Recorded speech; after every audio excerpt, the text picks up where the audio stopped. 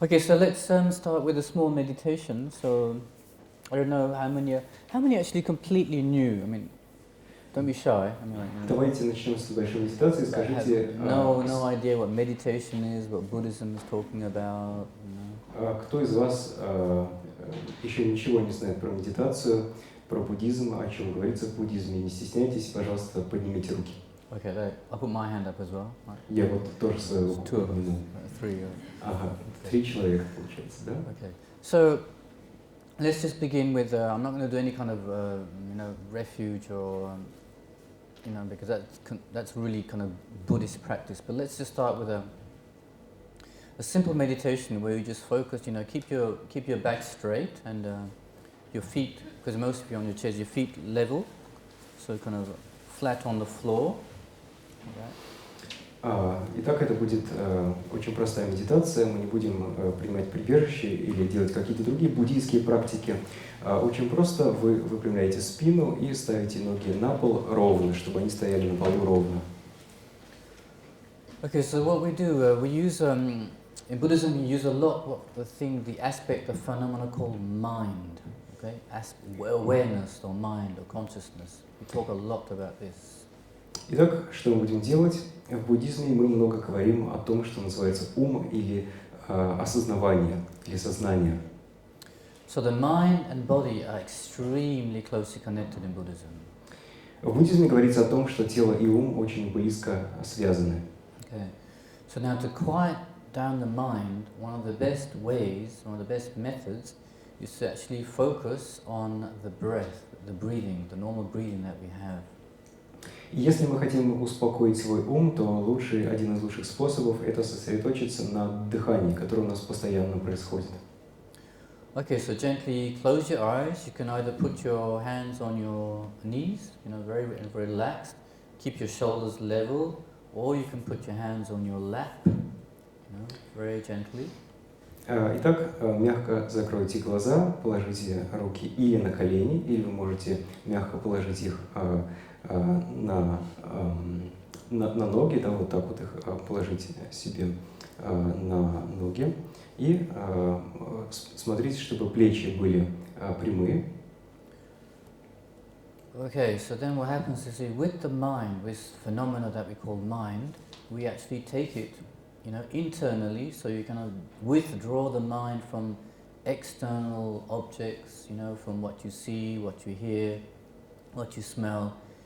And you take the mind internally, so you actually try to focus inside the body. So you can, for example, scan the body, look for any points of tension that you have in your body, like in pain in the back or the shoulders or in the neck. And what you do, this amazing facility we have, we actually, with the awareness, we actually go into those areas of pain or discomfort, and you can actually tell those areas to relax. So try and do that. Итак, что мы можем сделать с помощью нашего ума, с помощью нашего осознавания, вместо того, чтобы направлять его на внешние объекты, где он обычно находится, мы направляем его внутрь, и в частности направляем его в те зоны нашего тела, где мы чувствуем дискомфорт или боль. Мы направляем наш ум внутрь на это ощущение боли или дискомфорта и стараемся расслабить эти участки тела.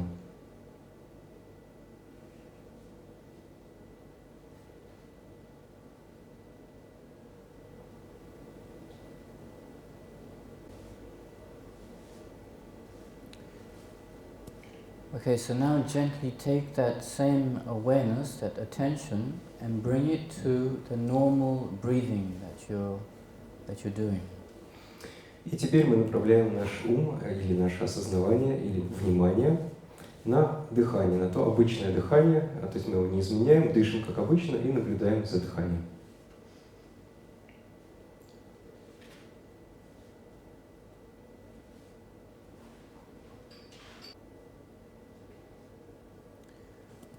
So here we try to actually blend the mind, the awareness, watching the breath with the breath.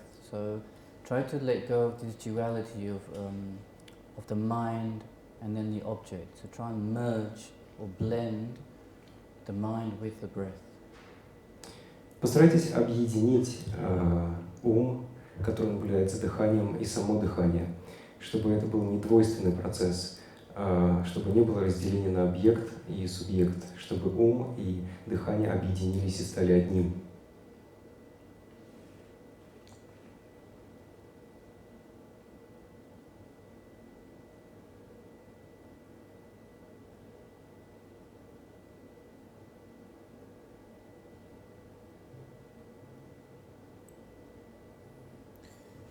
So then from within this state of calmness, try and generate a motivation. So each of you think why you came, what brought you here, what you're trying to learn. И теперь в этом спокойном состоянии, которого вы достигли, постарайтесь подумать о своей мотивации. Поразмышляйте о том, почему вы сюда пришли и чему вы хотели бы научиться.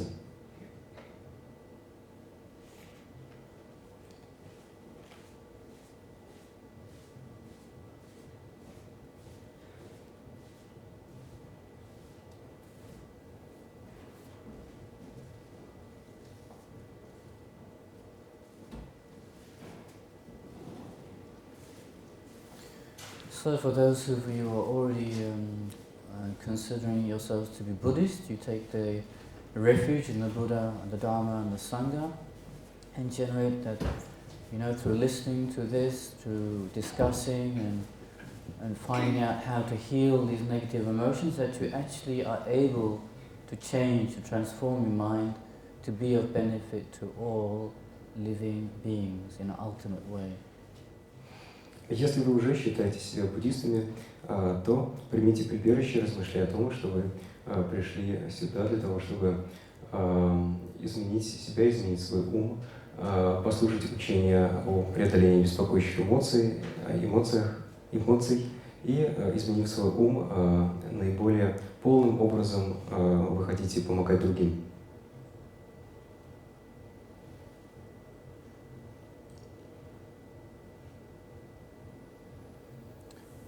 Okay.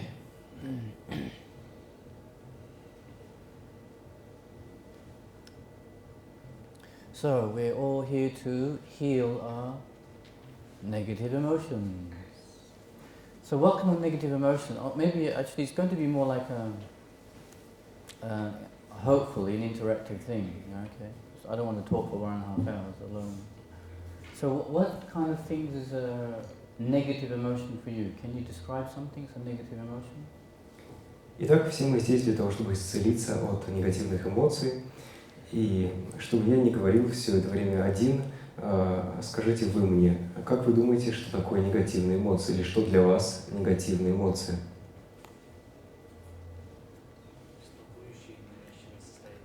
Some disturbing and compulsive states. Okay, so give me what is it? What give me one thing, one of them. Приведите пример, что это, вот что одно. Anxiety. Anxiety, okay. Okay, so what is that? When we call negative emotions, why does it bother us? Yeah, because actually what happens is when it comes, like anxiety, it's unpleasant, no? Physically and mentally, it's unpleasant. Okay, and so but I mean, all of us, whoever has a mind, right?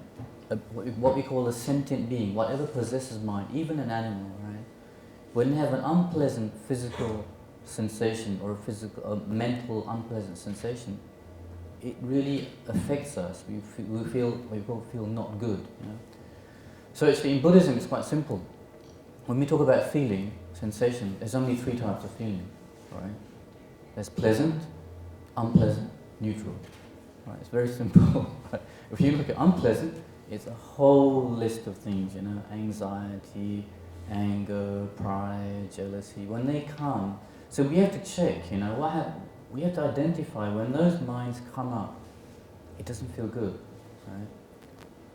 So what we don't actually want happens to us, because we don't want unpleasant feelings, physical or mental. Nobody wants it. If you think about it, even the smallest ant doesn't want it, So then, why are we constantly going into this trap of having these negative emotions? You know, that's the biggest question for us. You know, what do we like to say? You know, forget the whole Buddhist concepts of rebirths and everything else. Why is it? What draws us into keeping these negative emotions? It's almost like we're addicted. Right? So, you know, for example, when anger comes, you know, like, okay, there's some schools, some people might think anger is actually useful. You have to express it, you have to show it. When something is not right, some injustice, you have to, you know, you have to be assertive. I guess some psychologists say, yes, it's healthy because you let it out, right? You actually let go of it. But then, if you let go of it, then why do you get angry again? Like a few hours later, a few days later, you know, because you let go of it. You know? So there's something, you know, there's something. It's almost like we don't want it, but we're addicted to it. Like maybe like smokers, you know. Some people know smoking is unhealthy, but they still do it. Something, maybe the first hit is a hit, is a puff, and you take it in again. Although it's not good for you, intellectually you know it's not good, but something makes us go into it. No, it's like a. They say it's like, you know, something like a. You know, when you have a moth, you have moths. Moths, yeah. Insects. Yeah. Insects that go to a light. Mm-hmm. You know, they know it's dangerous, right? But because they're so habituated, man, I don't know if it's the light or the heat, they get more and more drawn into it. And if it, of course, after a while they get so tired they probably drop to the floor. If it's a candle, they probably get burnt in the candle flame. You know, so it's like, but somehow we're like, we know it's not good, like it's an unhealthy situation, but we still get drawn into it. It's like an addiction.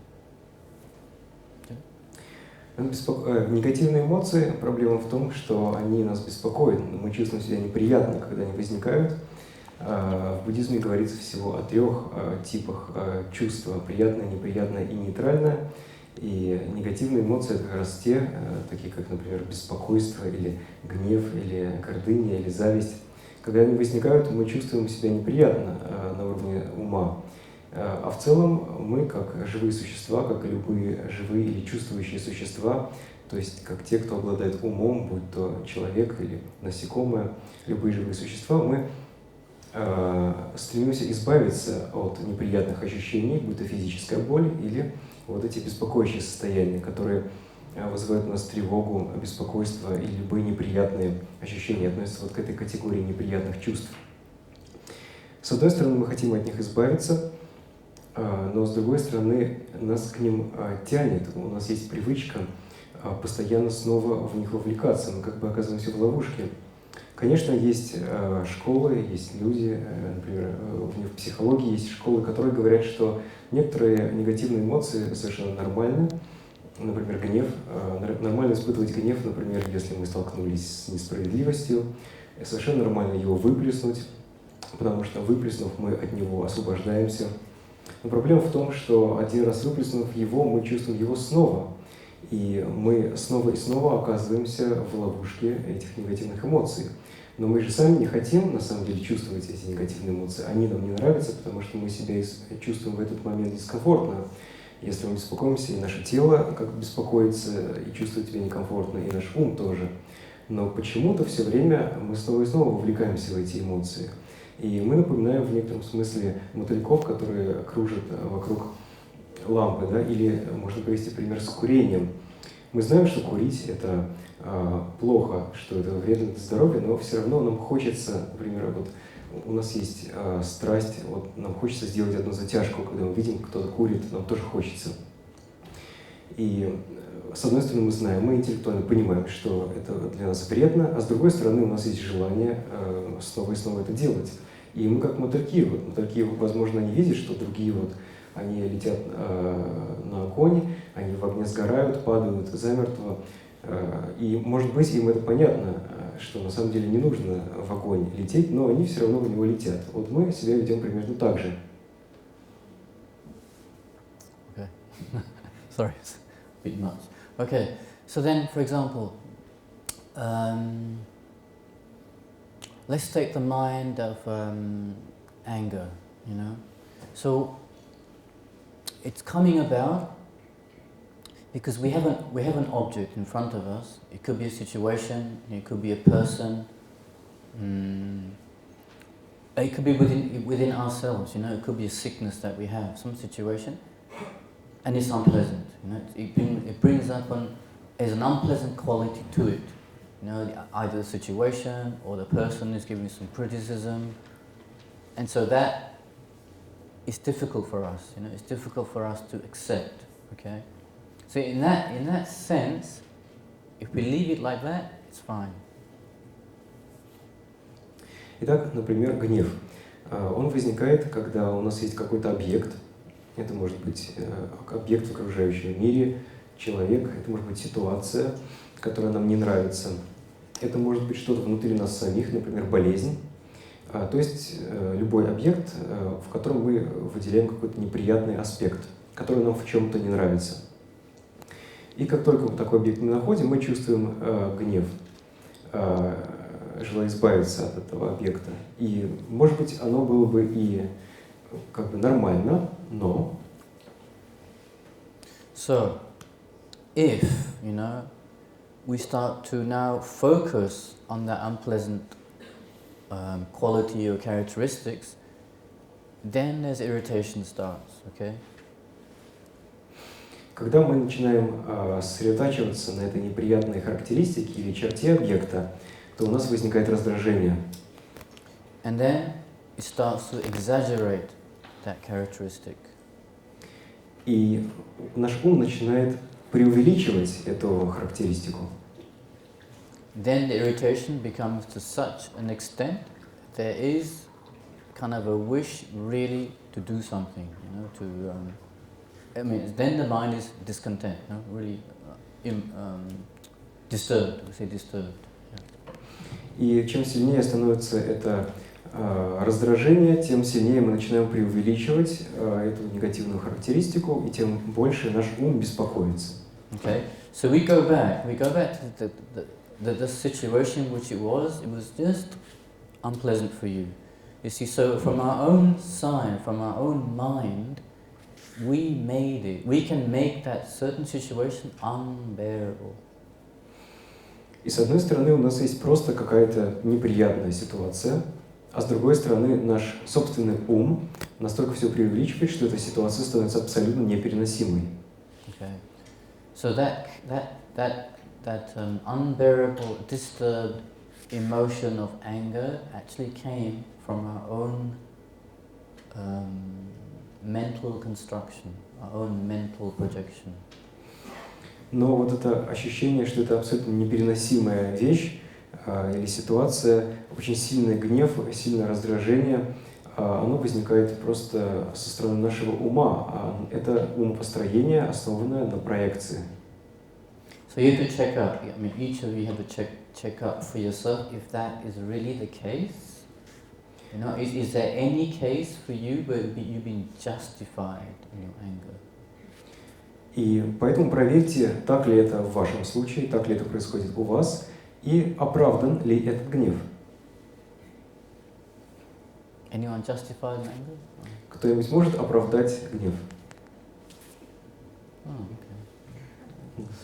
Yeah, it's the same, you know, same with and then so you go back. Where did that, you know, where did that irritation that led slowly, sometimes very quickly, to the fact that I have to do something. You know, it's a wish to do something, but it's like an intent. It's like a wish to actually harm. Sometimes it's the person.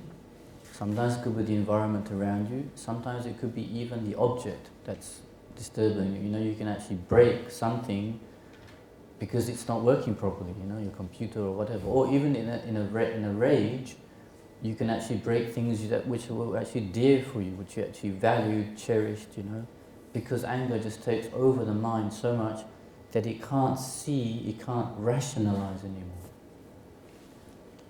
Понаблюдайте за тем, как постепенно, медленно это раздражение возрастает, а иногда очень быстро. Оно возрастает, и мы как-то не можем уже терпеть этот объект, эту ситуацию.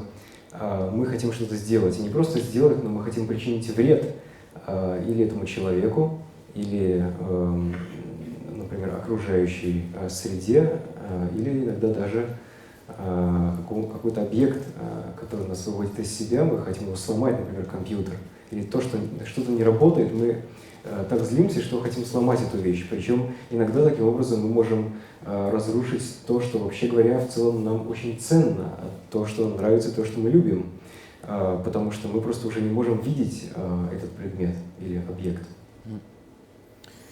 So then, okay, so how to heal that kind of emotion? Well, what can we do? Как исцелиться от этой эмоции и что нам делать? So there's depending on the situation, of course, each moment of or each object of anger is different, but there's different ways of healing that particular mind that comes up and goes, comes and goes. So one of our main, what we call antidotes, is actually coming from the mind itself.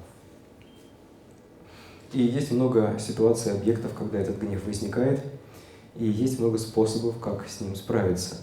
Один из самых эффективных противоядий, одно из самых эффективных противоядий возникает внутри нашего собственного ума. So from within our own minds, we can actually try to bring in other, because actually, you know, when we in Buddhism we call mind, it's a very organic thing where there's many different states within that mind, and they all more or less exist in different levels. So we can actually give rise to positive states of mind that can start to understand the situation more clearly and perhaps accept the situation. So we call it a mind of tolerance or patience, which can actually bear up, you know, can put up with the difficulty. И наш ум состоит из множества разных уровней или состояний, и в частности, одна из его способностей – это видеть ситуацию очень ясно. И в этом случае, увидев ситуацию ясно, мы можем ее принять, нам будет намного легче ее принять и вытерпеть, да, практиковать терпение, терпимость, толерантность. Because actually, when you look back, what may have caused the anger normally, quite usually, is going back to something that you didn't want to happen to you, or something you wanted to happen and didn't happen. So actually, anger is normally goes back to a mind of strong attachment. Мы можем увидеть, что за нашим гневом есть что-то еще, потому что, как правило, мы гневаемся в том случае, если происходит то, что мы не хотим, что происходило, или если не происходит то, что мы ожидали. Таким образом, на самом деле за гневом стоит очень сильная привязанность. So, for example, you know, if you're looking, yearning, needing appreciation, respect, I don't know, a higher salary or something, you know, you're thirsty for this thing and you don't get it.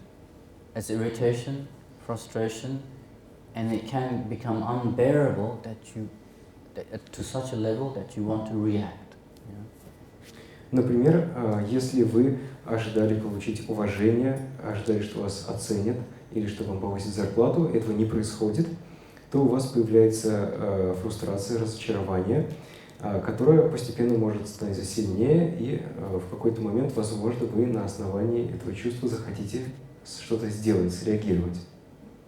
And then there's the other side of when you have things that you really kind of attach to, like your position, reputation, health, and when those things are in the danger of being lost, or you actually start to lose them, again, it becomes uncomfortable, irritable, frustration to such an extent that it becomes unbearable, and you can even become angry at being sick.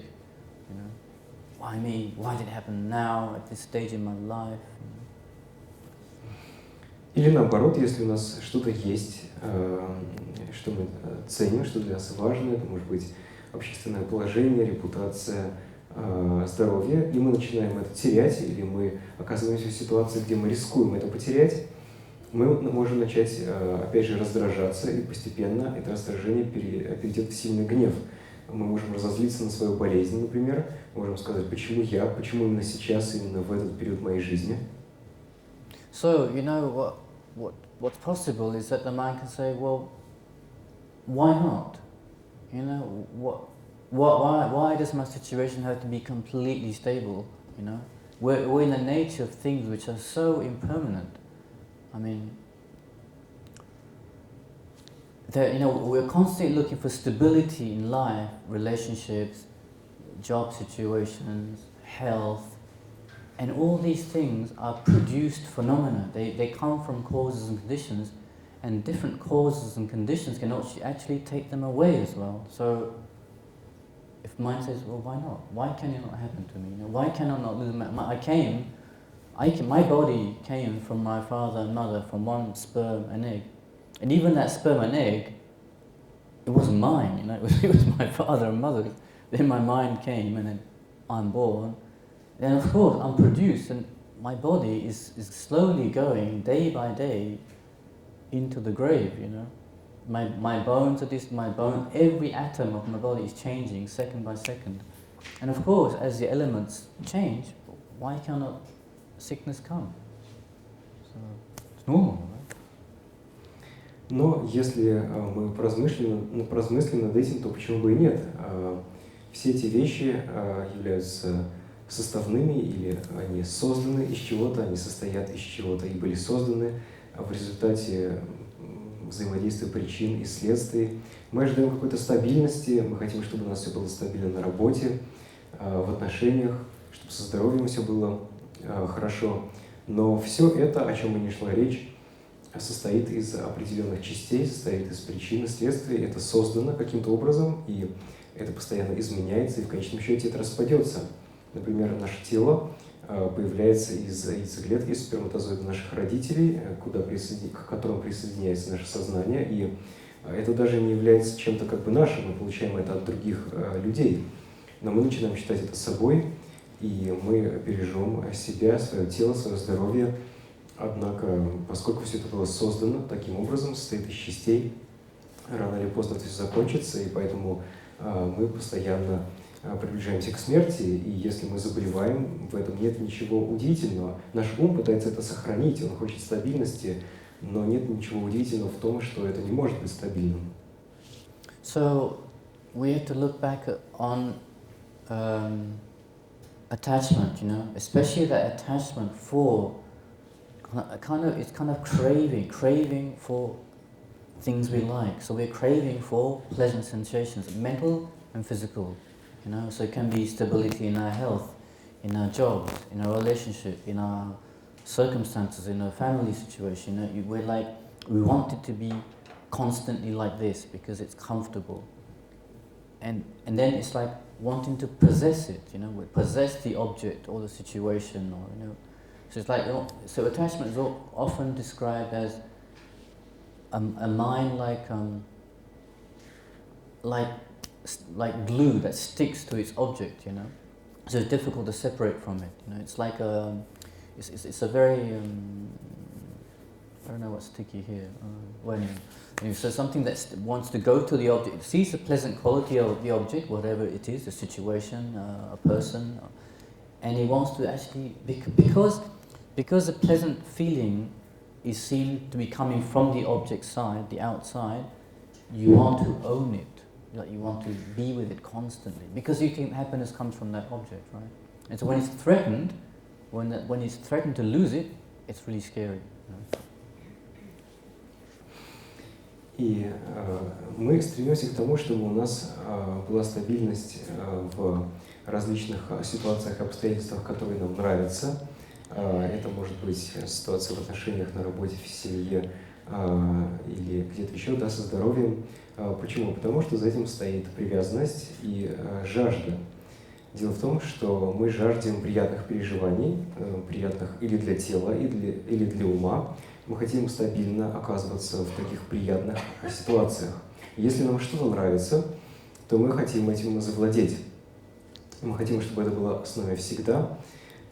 И поэтому привязанность очень часто описывают как она подобна клею. Мы как бы приклеиваемся к объекту, и мы выделяем в объекте какую-то приятную черту, какое-то приятное качество. Нам нравится это качество, и в присутствии этого объекта мы чувствуем счастье. И поэтому, поскольку мы хотим продолжать чувствовать это счастье, нам кажется, что оно исходит со стороны объекта, мы стремимся завладеть этим объектом, чтобы быть с ним всегда, и мы таким образом цепко ухватываемся, да, приклеиваемся, наш ум приклеивается к этому объекту. So from that mind can come different other states of minds, like pride. И из этого состояния ума могут возникать и другие. Я забыл упомянуть в прошлый раз, мы, например, боимся потерять этот объект, или у нас может возникать гордыня. So pride looks at the certain situation you have, and it kind of, I mean, it's okay to have that situation or the relationship or whatever reputation. That's fine, but it kind of, it wants to put it onto a pedestal. It blows it up. Например, если у нас есть то, что нам нравится, это может быть наша ситуация, положение, отношения или что-либо еще, и мы преувеличиваем, раздуваем тот факт, что у нас это есть, мы возводим это на пьедестал. So then, again, actually pride is more difficult to see because it's not an obvious disturbing emotion, but due to that can come the other gross ones like intention to harm. Like, why doesn't he see who I am? I mean, you know, he doesn't respect me. He said that to me, you know. Or so then because of that, intention to harm can come. You know, so it's all related like that. Гордыня довольно сложная эмоция, ее сложно заметить, но из-за нее могут возникать другие, например, желание причинить вред.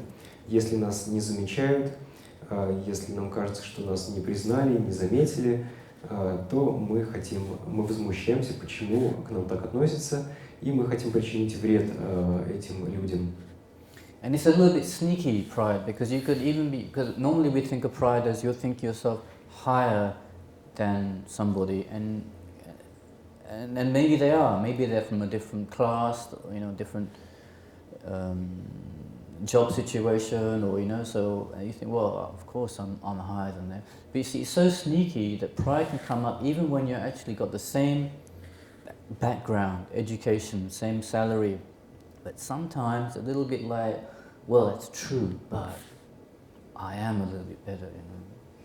So it's very sneaky mind, you see. So then when when that's not seen by other people, you get irritated, you know. Like, can't you see actually I'm better than him or her? You know? So then other minds come up, they sneak up, you know, like this. И гордыня очень хитрая эмоция, потому что, конечно, она возникает, когда у нас есть что-то лучше, чем у других. У нас выше зарплата или положение более привилегированное, но бывает такое, что мы ничем, в общем-то, не отличаемся от других, и у нас все одинаково, но все равно нам кажется, да, но я все-таки лучше. И потом, конечно, когда другие не замечают, что я лучше, у нас возникают другие эмоции, уже на основе этой гордыни. And there's other minds like what we call pretension. So also come pretension, you know, pretend, yeah. So it's a bit like due to attachment, you know, you wanting your, keeping your stability, your reputation, you know, so even your health actually, you can pretend, you know, because you want to keep that in the eyes of others, you can pretend to be more than you are. Или притворство, претензиозность, когда мы пытаемся выглядеть лучше, чем мы есть на самом деле, когда мы чувствуем привязанность к своему положению или к здоровью или к чему-то еще, и мы пытаемся пустить пыль в глаза, мы делаем вид, что у нас все обстоит еще лучше, чем на самом деле, да, обмануть других. То есть, So you hide your faults and you hide your mistakes because it's embarrassing. Или мы скрываем свои ошибки и недостатки, потому что нам стыдно. Because you might lose what you have, you might lose how people look at you, so it's scary. Нам страшно, потому что мы из-за этого можем потерять уважение других людей, они на нас начнут по-другому смотреть. Okay. And there's other minds like jealousy. Jealousy actually looks like it's coming from attachment, but it's actually coming from a mind that can't bear to see other people's happiness. Или, например, зависть и ревность. Это состояние похоже на привязанность, но в данном случае мы также не можем выносить, нам невыносимо видеть то, что у других людей есть что-то хорошее. So, you see somebody with, I don't know, a good situation in their life, a family situation, they have many friends, they're prosperous, but the mind is so tight. It feels like, why them and not me? Why do they have that and I don't have that? Например, мы видим тех, у кого в жизни все хорошо, хорошая ситуация в семье, процветание, но наш ум чувствует себя дискомфортно, он напрягается, потому что мы начинаем думать, а почему у него или у нее, почему не у меня? So instead of saying, wow, that's wonderful, they're going well, their life is going well, they have so much harmony in their family, their relationships, their job situation is good, their financial situation, they have good apartments. Instead of kind of congratulating them, like, mentally, of course, not you can do it verbally as well, but how wonderful that is. It's like, whoa, why them? Why have they got that? So you see, our mind can make us into a happy person or an unhappy person, just within our own power.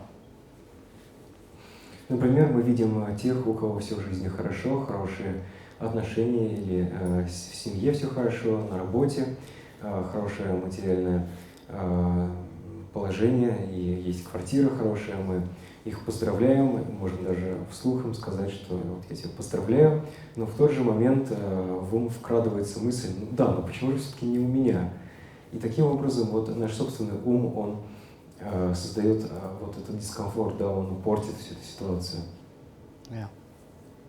So then all we have to do, it's quite easy, is just to train our minds, right? To train the mind to think in a different way. Because normally what we've been doing is we're so addicted into thinking of those, when those minds come up, the wish to harm, the mind of anger, the mind of attachment, the mind of jealousy, it just seems so normal. We kind of accept, I guess since we were children, we just accept it's okay to do it. Because I guess also we see the adults, our parents, our family, having these states of mind, and we think, well, of course, it's part of our constitution. It's like we have it's an organic process that it's okay, it's normal, So we do it, I guess. I'm not sure, I'm checking, maybe it's not true, but like some psychologists, not all psychologists, some would say that these states of mind, of course, they can be reduced, right? But they can't be completely removed because they are part of us. They're part of our mind. It's part of our psychological system. So in this kind of Buddhist system, Buddhist way of thought, that's not true at all because it can be reduced to such an extent that we'll never ever have to rise again. И поэтому логичный вывод, нам нужно изменить свой ум, нам нужно избавиться от этих проблемных состояний. Однако, когда мы видим, как они у нас появляются, гнев или привязанность, или зависть, ревность, они кажутся естественными, и мы знаем, что они есть у других людей, и у детей они естественно появляются, и у взрослых. И многие психологи даже говорят, что психологи в целом скажут, что это нормально. Конечно, они могут посоветовать, как уменьшить эти эмоции, но они, скорее всего, скажут, что их полностью нельзя искоренить, потому что это естественная часть, органическая часть человека, часть нашей психологии. Но в буддизме мы говорим о том, что от этих состояний можно полностью избавиться, уменьшить их до такой степени, что они вообще больше никогда не возникнут. So try to imagine that, you know. I mean, because it's something we have no taste of, you know. It's like trying to describe the taste of sugar, you know. You know, it's like, well, it's a bit sweet, like a bit like an orange, but it's not like an orange, like sweetness of fruit. But it's not because we've never experienced it. That's why we're here, right? We haven't got to a state where we're completely free of those states of mind, you know. So, I mean, that's something way ahead that we could aim for, I mean, as a Buddhist practitioner. But even forget the whole Buddhist concept.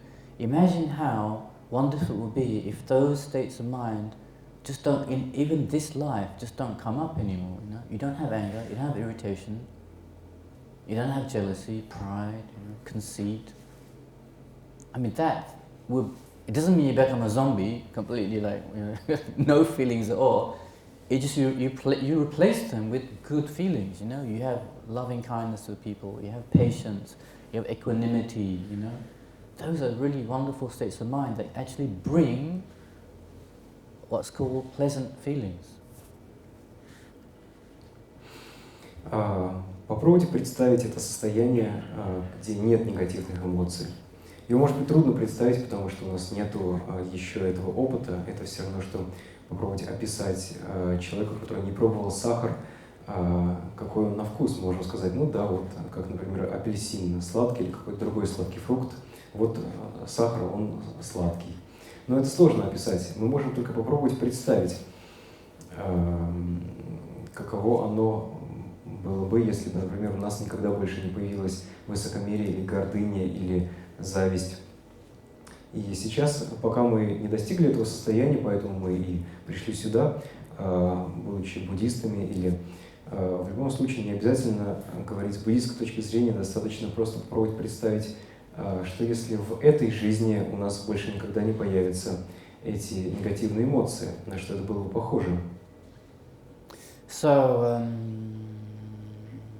it's up to us. Basically, if you want to be a happier person, and to be free of those, the whole subject is healing negative emotions. If you want to heal them, we have to do it ourselves by our own minds producing the positive states of mind. So we have to cultivate that. So in a way, meditation for us is basically that. It's just training our minds to think in a different way, you know, so making that a new habit, yeah? Reprogramming. И это не значит, что избавившись от этих всех негативных состояний, мы будем как зомби. Нет, у нас есть также положительные эмоции, такие как любящая доброта или терпимость, или беспристрастие. Смысл в том, чтобы избавиться от негативных эмоций, но при этом мы тренируемся в позитивных. И как раз именно в этом смысл медитации. В этом смысл тренировки ума. Мы стараемся заменить наши негативные эмоции позитивными, потому что эти эмоции, которые мы испытываем в различных ситуациях, это привычки, это то, к чему мы привыкли, но мы можем изменить свой способ мышления, изменить свои привычки. So, for example, we started today with a meditation. So what we did was we actually put the mind, you can see when we have mind, there's many factors of mind. So we put one mental factor, what we call the mindfulness, on one object. Now we chose the breath, and we kind of blend the mind with the breath, you know. So what happens is it calms the mind because it stops our conceptuality, our thoughts, over conceptuality. И вначале, когда мы начали занятия с медитацией, мы попробовали направить один из наших умственных факторов. Да, у нас в уме есть множество разных факторов. Один из них – это памятование, когда мы не забываем объект, помним о нем. Мы направили его на дыхание, и с помощью этого упражнения мы можем уменьшить количество вот этих излишних концептуальных мыслей в своем уме. Yeah, so what happens when we do that is like the mind starts to naturally calm down, and so the normal over-conceptuality starts to go down. It's a bit like if I have, if I shake this tea, it's going to go all over and it's like bubbles. So it's like our minds are normally bubbling with thoughts, oh, he did that to me, she did that to me. or I like that person so much, I must be with that person. So what happens is all those minds start to just go down, right? So it's like if you let this settle, I'm not sure there's tea leaves in here, but they'll just go down to the bottom, right? So that's what happens sometimes when we do these kind of meditations. It becomes so peaceful because our normal negative emotions come because of our over-conceptuality. We exaggerate. We look for faults of something, we exaggerate their faults. We look at the qualities of something and exaggerate their beautifulness or their pleasant qualities. So we reduce them, and the mind becomes peaceful. Когда мы делаем эту практику, то наш ум постепенно успокаивается, потому что обычно он взбудоражен и наполнен разными мыслями, как если, например, у нас есть чайник с чаем, и мы его начнем трясти, и там, если есть листья, например, чайные, то они начнут подниматься на поверхность. А если мы оставим его в покое, просто направим на дыхание, то эти листья, они постепенно осядут на дно. Также и наш ум, если когда мы начинаем эту практику, у нас куча различных мыслей, мы думаем, вот он мне что-то сделал там нехорошее, а это такой замечательный человек, я хочу быть с ним или с ней. У нас ум постоянно преувеличивает позитивные качества одних объектов, красоту и так далее, и также преувеличивает негативные качества других объектов, и тогда мы начинаем на них злиться. Это происходит в нашем уме постоянно, поэтому он все время взбудоражен. И эта простая техника, она помогает ум успокоить, так что все это как бы оседает на дно, да, как листья в чайнике чая. So that's one way of kind of pacifying our emotions that come up, which overwhelm us. But the thing is, it's difficult to keep the mind, for example, on the breath, the object of the breath, when there's a difficult situation coming up in your life, in your daily life. It's hard to bring that mindfulness back. If you're trained well, it's possible. That's one way of doing it. So you bring the mindfulness back. For example, the breathing. When it's a difficult situation, your mind is getting irritated, or you see the pride coming, you're about to say something to somebody where you're going to harm that person. If you can bring the mindfulness back to the breath, it's one way of saying, okay, calm down, I don't have to do that. One way of doing it. И нам легко сделать это в такой медитации, но намного сложнее может быть, если у нас все эти эмоции переполняющие возникают в реальных жизненных ситуациях. Мы начинаем чувствовать раздражение или гордыню, мы хотим что-то сказать другому человеку, то, что его или ее обидит. И если мы хорошо натренированы, то мы сможем вернуть свой ум в такой момент к дыханию, наши эмоции успокоятся, и мы скажем себе, так, этого делать мне не нужно, это делать не обязательно, и мы тогда себя сможем остановить. Но в целом наш ум в таких повседневных ситуациях и очень легко захватывать эти различные эмоции, и очень трудно сохранять памятование, да, то есть возвращать свой ум обратно к дыханию. So another way is to train the mind. We actually use, again, thoughts, but in a positive way. So for example, you remember every case of anger that you've had, and you look, did it really bring benefit? Did it actually give the result you want? Did it bring you a more peaceful, calm situation? Или другая техника тренировки ума, когда мы стараемся размышлять, используя концептуальное мышление, мы, например, вспоминаем о тех случаях, когда мы испытывали гнев, и задаемся вопросом, что произошло и стало ли лучше после того, как мы пережили гнев, мы что-то сделали, стала ли ситуация лучше, стала ли она более спокойной и счастливой. So it's like you focus now on the faults of anger. В данном случае мы сосредотачиваемся на недостатках гнева. And you get disgusted with it. И у вас появляется ощущение отвращения. Like looking at used toilet paper, I guess. Как если вы посмотрите на использованную туалетную бумагу. You go, no. So it's like you're convinced it's not good for you anymore. You don't want this anymore. You kind of convince your mind. Or like when you want to stop smoking or something, you want to change your diet. You know, you see sugar as unhealthy for you, and you stop it. И тогда, почувствовав такое отвращение, мы понимаем, мне это больше не нужно. Точно так же, как если мы хотим бросить курить или перейти на более здоровое питание, и мы говорим себе, отказываюсь от сахара, мне не нужно такое. Yeah, so it's like, of course, you know, like sugar, yeah, I guess, you still like the taste, or maybe anger, you still like, whoa, because sometimes it is a pleasant, not pleasant, but it's kind of a relief when you express something, you really let it out, you know. But think what happened after, all the effects of having released that tension, you know. You hurt somebody, you know, you put somebody down, and you think, wow, was it really worth it, you know? So it kind of you could check, each of us, we have to check our own situations, how it didn't help, and then get that mind of, it's just not worth it. So when next time, the mind gets irritated, to think, no, I'm not going to follow it, I have to use some other remedy, you know, try and look at the whole picture. Why is that person saying this to me? How can I make the situation more acceptable? How can my sickness or whatever is coming, how can I try to accept it and kind of embrace it as part of nature?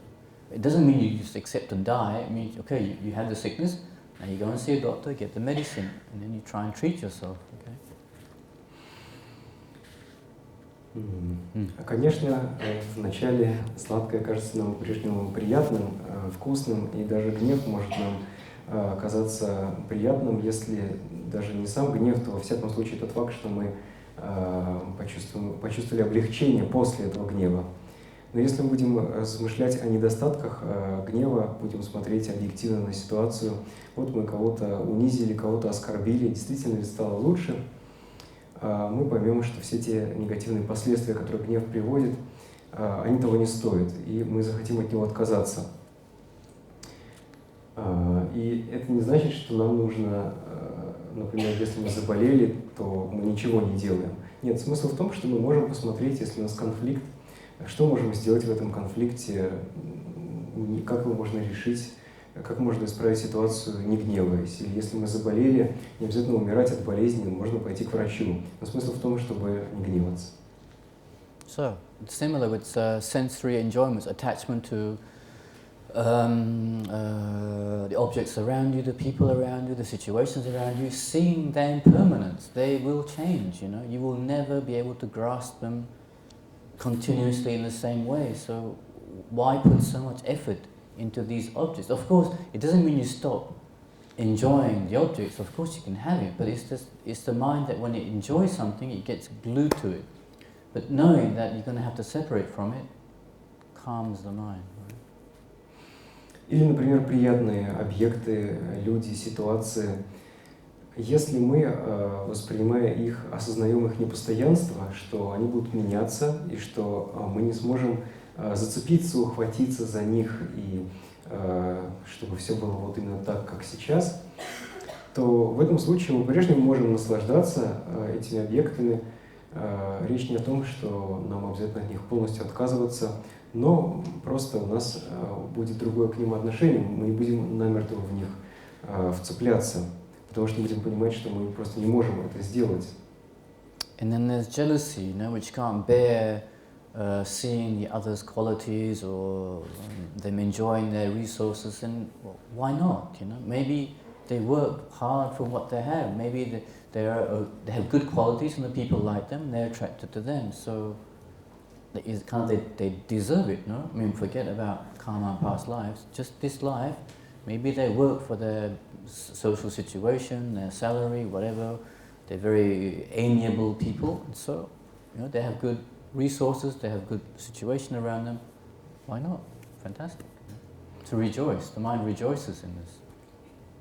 Или в случае с завистью, нам не обязательно раздражаться, когда мы видим, что у других людей есть какие-то хорошие вещи. Может быть, они приложили много труда для того, чтобы их заполучить. Может быть, у них есть какие-то хорошие качества, и они нравятся другим людям.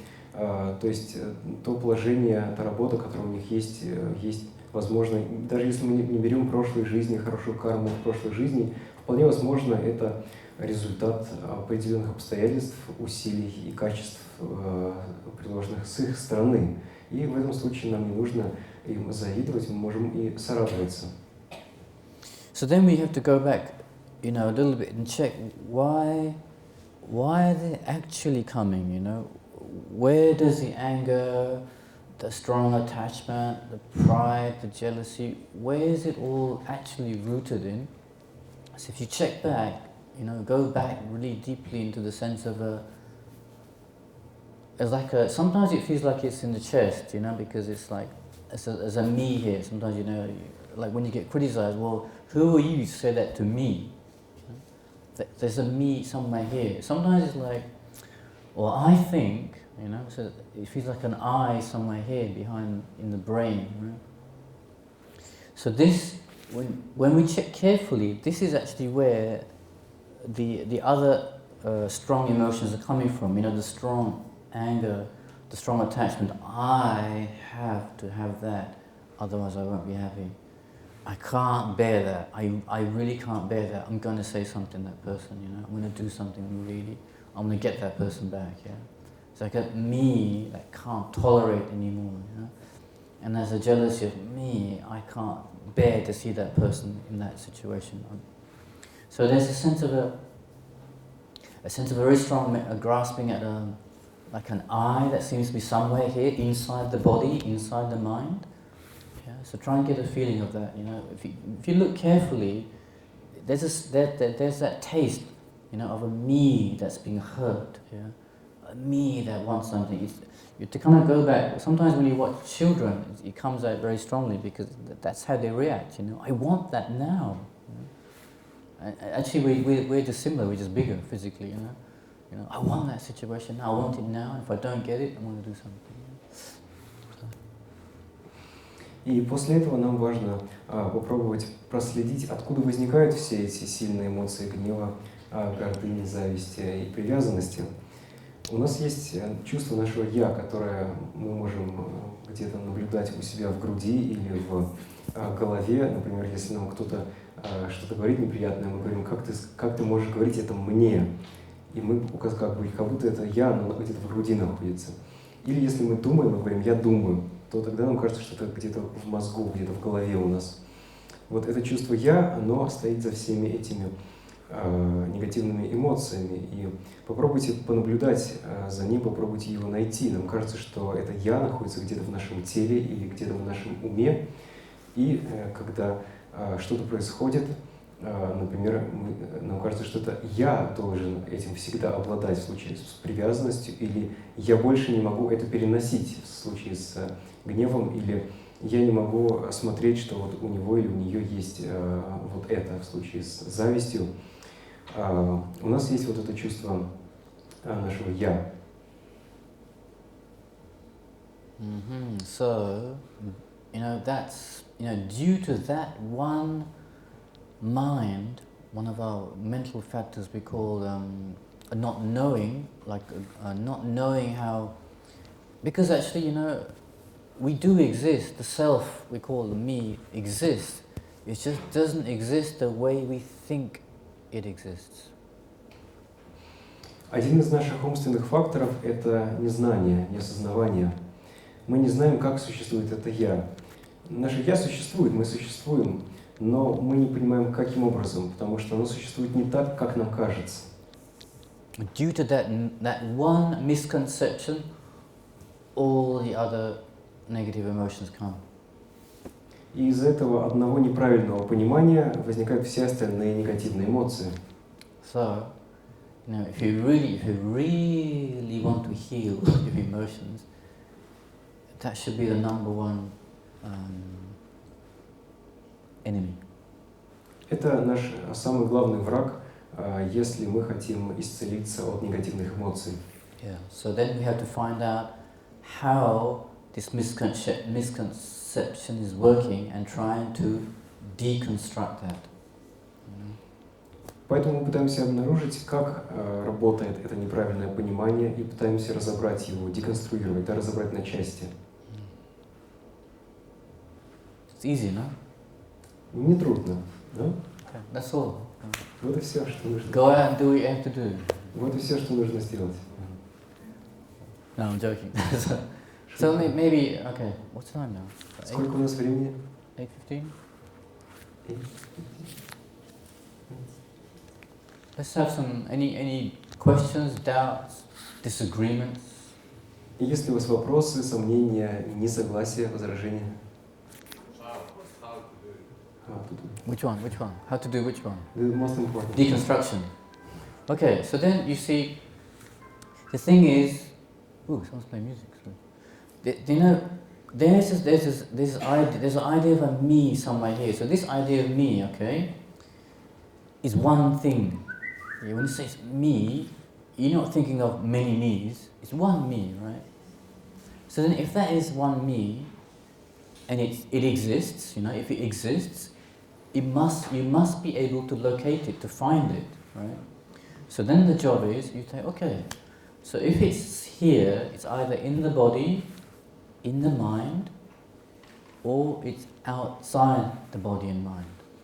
Because actually what happens is our mind, it feels, you have to check, it feels like something, it's one entity, one thing, and it's kind of independent of the body and mind. Yeah, it's kind of separate from the body and mind. So if it's separate, where is it? You know, so, you know, because the body and mind for us, the mind for us pervades the body, okay, the physical body. So where is it? No, so check, where is it in the body? So if you say, okay, where, you know, so this is a meditation you can do, you know, so you do the breathing meditation, you check, okay, so then you bring up, sometimes you have to bring up purposely this feeling of I, because it's not with us all the time. It's very sneaky, right? It's like a snake, you know. It starts to like, when you try and look for it, it slithers away, right? So you have to actually purposely bring up a certain situation where it became very strong, you know. So, and when a situation when you were angry or extremely happy and excited, it's like a feeling of me came, you know, I won the lottery or something, or how dare they say that to me? So when that feeling has come, you have to keep it for a while, right? Hold it, hold it, hold it. And then, like with a light, you shine inside your body and check, okay, so where is it? It feels like it's in the chest. Where is it in the chest, you know? Can you actually see in the chest? So you actually, mentally, you try and deconstruct. You know, you open in the lungs, in the chest, in the heart. And as soon as you start to look, it starts to disappear, you know? Because actually, you have to keep going back. This entity you call me is one thing. So if it's in the body, which part of the body is it? Because the body has many parts. No, these are even my hand, I call it hand, but the hand is labelled on all the parts of hand. There's the little finger, the ring finger, the middle finger, the first finger, the thumb, then the palm, then this, you know. So all that we call hand, you know. So all these things, all these parts are not hand parts. Then none of them is hand. Yeah? This is a finger. If I can chop it, you know, I take it off, I put it here. I take that off, put it in. Yeah. Then I have all the parts of my hand. Then none of them are my hand. I have to put them together in a certain way, and then the mind has to label that, oh, hand, you know, like that.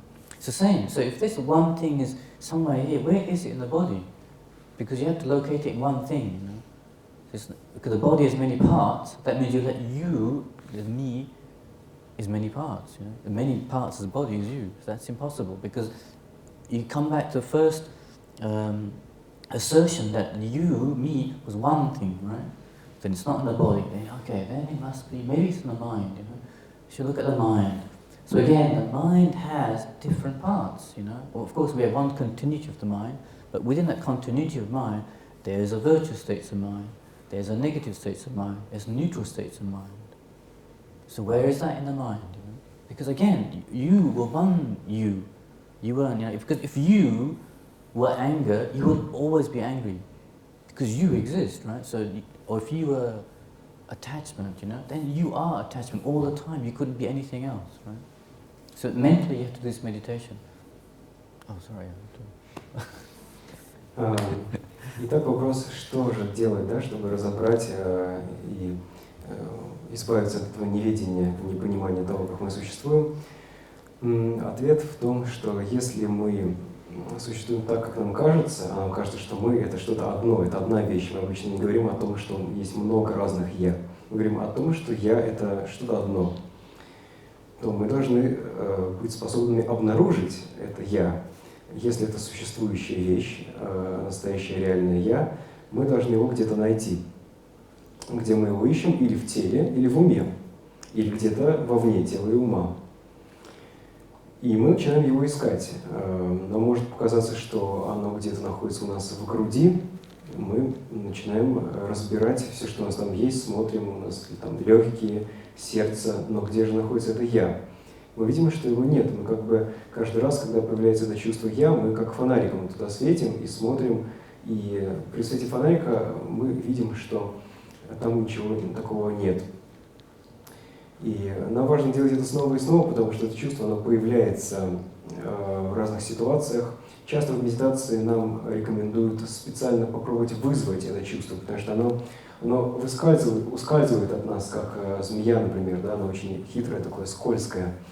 Мы пытаемся его поймать, но оно ускальзывает. И мы можем постараться намеренно вызвать это чувство, что мы чувствуем, когда нам кажется, когда мы думаем, чувствуем, вот как ты это мне вообще можешь говорить? Или я хочу прямо сейчас там выиграть в лотерею или что-то получить, какую-то ситуацию, чтобы со мной произошла. Мы стараемся вызвать в себе это чувство «я» и наблюдаем за ним.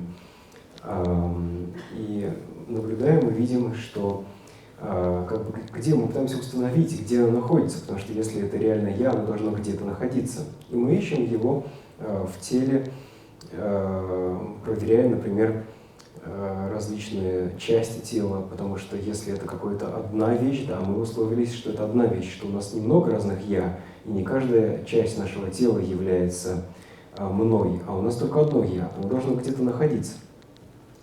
Например, возьмем руку. Рука состоит из пальцев, большой, указательный, средний, безымянный, мизинец. Если мы начнем по очереди эти пальцы отрезать, то у нас ничего не останется. Каждый из пальцев по отдельности не является рукой. Это всего лишь часть руки, но каждый палец — это не рука. Рука появляется только в том случае, если все эти пальцы, ладонь, соединяются вместе, и ум обозначает все это как руку. И наше «я», оно появляется точно так же. Но проблема в том, что нам кажется, что это какое-то одно конкретное реальное «я».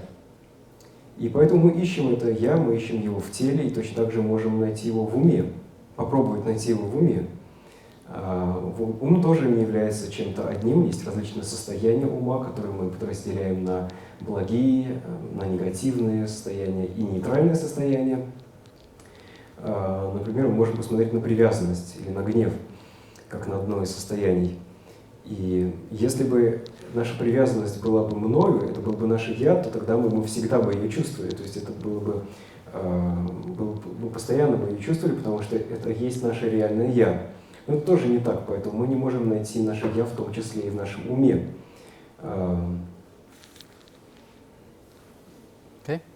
Hope so. Okay. So then, you know, when it's not found in the physical body, in the mental continuum, anywhere in the mental continuum, so there's an absence, you know, the mind will conclude there's an absence of this kind of very strong intrinsic me somewhere in the body and mind. So then if it's not in the body and mind, is it outside the body and mind? So if it's outside the body and mind, you have to search, you know, where is it, you know? Is it above your head, behind your head, you know, behind you? It's absurd. You come to a consequence that how can it be? Because it's a feeling here somewhere. If it's not here, if it's not outside, it doesn't exist. The thing that you look for, that you were grasping so much at, you know, me, you know, it didn't exist at all. It's like, it's like trying to look for a cobra or something, and it just disappears, you know. So for here, the thing is, it never existed at all. The thought made it. You start to believe in something that was never there at all. Okay, so there's an absence of that. But that doesn't mean that you don't exist. You exist. There is something there. Because I mean, I'm talking, you know. So that idea of self exists. How does it exist? Exactly like we labeled hand on these parts. Yeah, that hand exists on all these things in a certain way. We can impute the name hand. Same way the self is imputed on the collection of the body and the mind. And on that collection, we say self exists. Yeah? But I think that the problem for us is we're not happy with that. As soon as we, like a millisecond after this labeling, there's like an intensity to grasp it as something really solid, independently existing from the body and mind, like really strong. Yeah? And due to that, when he gets pushed, you know, like when a wound, then it reacts, you know, like a snake, you know, when you touch a cobra. Also when it's excited, you know, it comes out. So it's not just negative emotions, also like very strong positive emotions bring up this feeling of me, right? And then we create all kinds of actions that sometimes lead to unpleasant situations. Таким образом, мы ищем наше «я» среди частей тела, среди различных ментальных факторов, и мы не можем его там обнаружить. Мы можем также попробовать поискать его за пределами нашего тела и сказать, хорошо, может быть, оно где-то надо мной или за мной. Но это тоже, мы не видим его и там, потому что нам кажется, что оно здесь, что мы чувствуем, что «я» находится где-то здесь. Тем не менее, такое «я» мы найти не можем. И у нас есть обычное «я», мы можем говорить о том, что я говорю или я сижу, которое существует точно так же, как, например, существует рука, которая состоит из пальцев ладони, и у нас есть идея рука, мы приписываем эту идею, эту определенному сочетанию пальцев ладони. Точно так же у нас есть умственные факторы, у нас есть части тела, и мы приписываем на их основе идею о нашем «я». И такое «я» в этом смысле существует. Но проблема в том, что мы не можем этим довольствоваться. И да, то ложное «я», которое нам кажется существует у нас, независимое, одно какое-то реальное «я», его не существовало никогда. Это не просто змея, которая ускользает от нас, а это то, чего не было вообще изначально, то, что придумал наш ум, и такого «я» не существует. Да, есть этот набор частей, но нас не удовлетворяет только этот набор частей. Мы как бы пытаемся спроецировать что-то большее, и как только мы начинаем цепляться за это реальное «я», реальное независимое, единичное «я», у нас возникают всевозможные эмоции. Это как раз похоже на змею, на кобру, которая, если вы пошевельнетесь, она сразу выпрямляется. Мы так себя ведем, когда у нас негативные эмоции возникают, и когда мы, например, чувствуем возбужденность, какую-то сильную радость. И вот такие реакции эмоциональные, они в итоге часто приводят нас к действиям, о которых мы потом жалеем, да, которые мы на самом деле не хотим совершать. Okay? Roughly speaking, generally speaking. Очень в целом, да? So actually, you don't have a... You know, in Buddhism there's actually, it's called the Wheel of Life. It's actually a picture of how we operate in what we call rebirths, you know, cyclic existence. So right in the middle of that is a representation of three animals. One is a pig, and from the pig's mouth is coming a snake and like a chicken. Okay. So the pig represents exactly this mind. A misconception of how the I is existing, and it's grasping at that I in a strong way. And due to that comes what we call the snake, like anger, and also like a chicken or like a cockerel, who's, you know, like this cockerel. If you watch the chickens, they're constantly eating. You know, they're like attached. Anything that moves, attached, they eat. You know, the attachment is like this. Like we want to grasp everything. We like, gotta have that. You know, so these are the two main minds, and from that come all the other things. You know, pride, jealousy, miserliness. You know, when you have something, you can't give it away. conceit, all these things. В буддизме есть изображение колеса жизни, колеса бытия или колеса сансары, которое показывает как раз, как происходит перерождение. И там в середине изображены 3 животных. Это свинья, изо рта которой вылезает змея, и курица также. И они символизируют, соответственно, свинья символизирует незнание того, как существует наше «я». Из-за этого появляется гнев, да, вылезает из нее змея. И также курица, которая символизирует привязанность, потому что курицы, если мы на них посмотрим, они все время что-то клюют. Точно так же наша привязанность постоянно, когда мы видим что-то, что нам нравится, привязанность хочет за все это ухватиться. И потом уже это 3 основных негативные эмоции, а из них уже появляются все остальные, такие как гордыня или зависть или скупость, когда мы не хотим расставаться с тем, что у нас есть и что нам нравится, или, например, высокомерие. I'm not sure why it's a pig in the middle. Не знаю, почему свинья. Pigs are quite clever animals, no? Свиньи довольно умные животные. Maybe not. Ну, может быть, и не может. Yeah, any other question there? Вопрос, да, у кого-то был вопрос?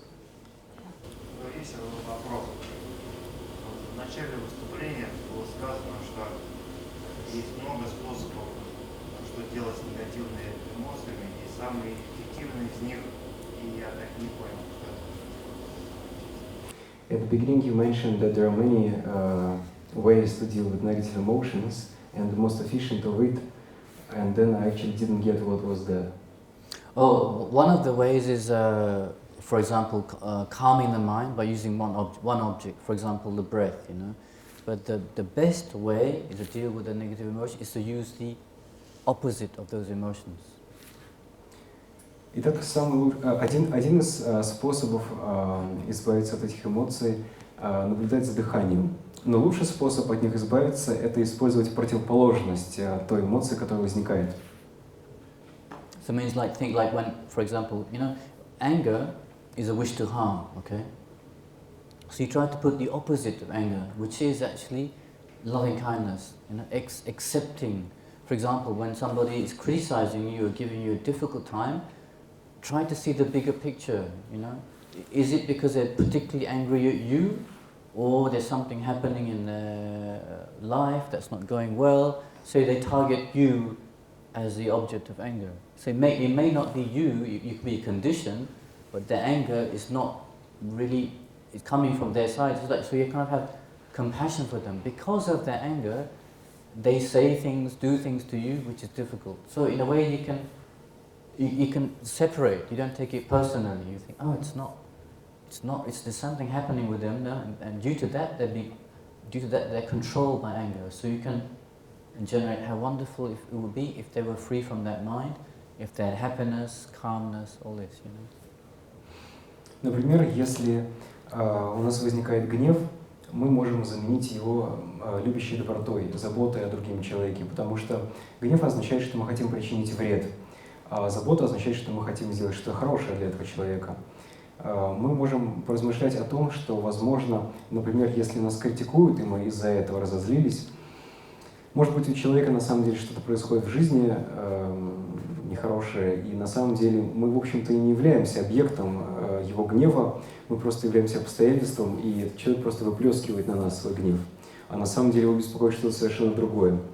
И в этом случае, если мы не будем принимать близко к сердцу его слова, то в этом случае мы сможем почувствовать сострадание к этому человеку, пожелать, чтобы его ситуация наладилась, чтобы он избавился от своего собственного гнева и почувствовал счастье и спокойствие.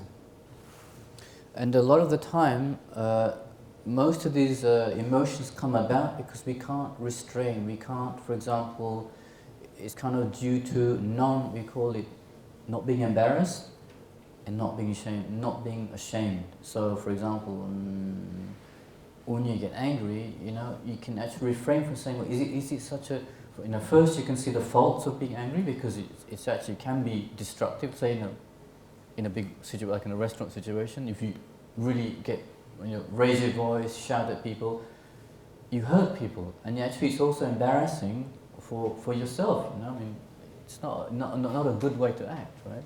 So with minds of embarrassment and shame, you can actually refrain from behaving in an inappropriate way, from actually following those states of mind.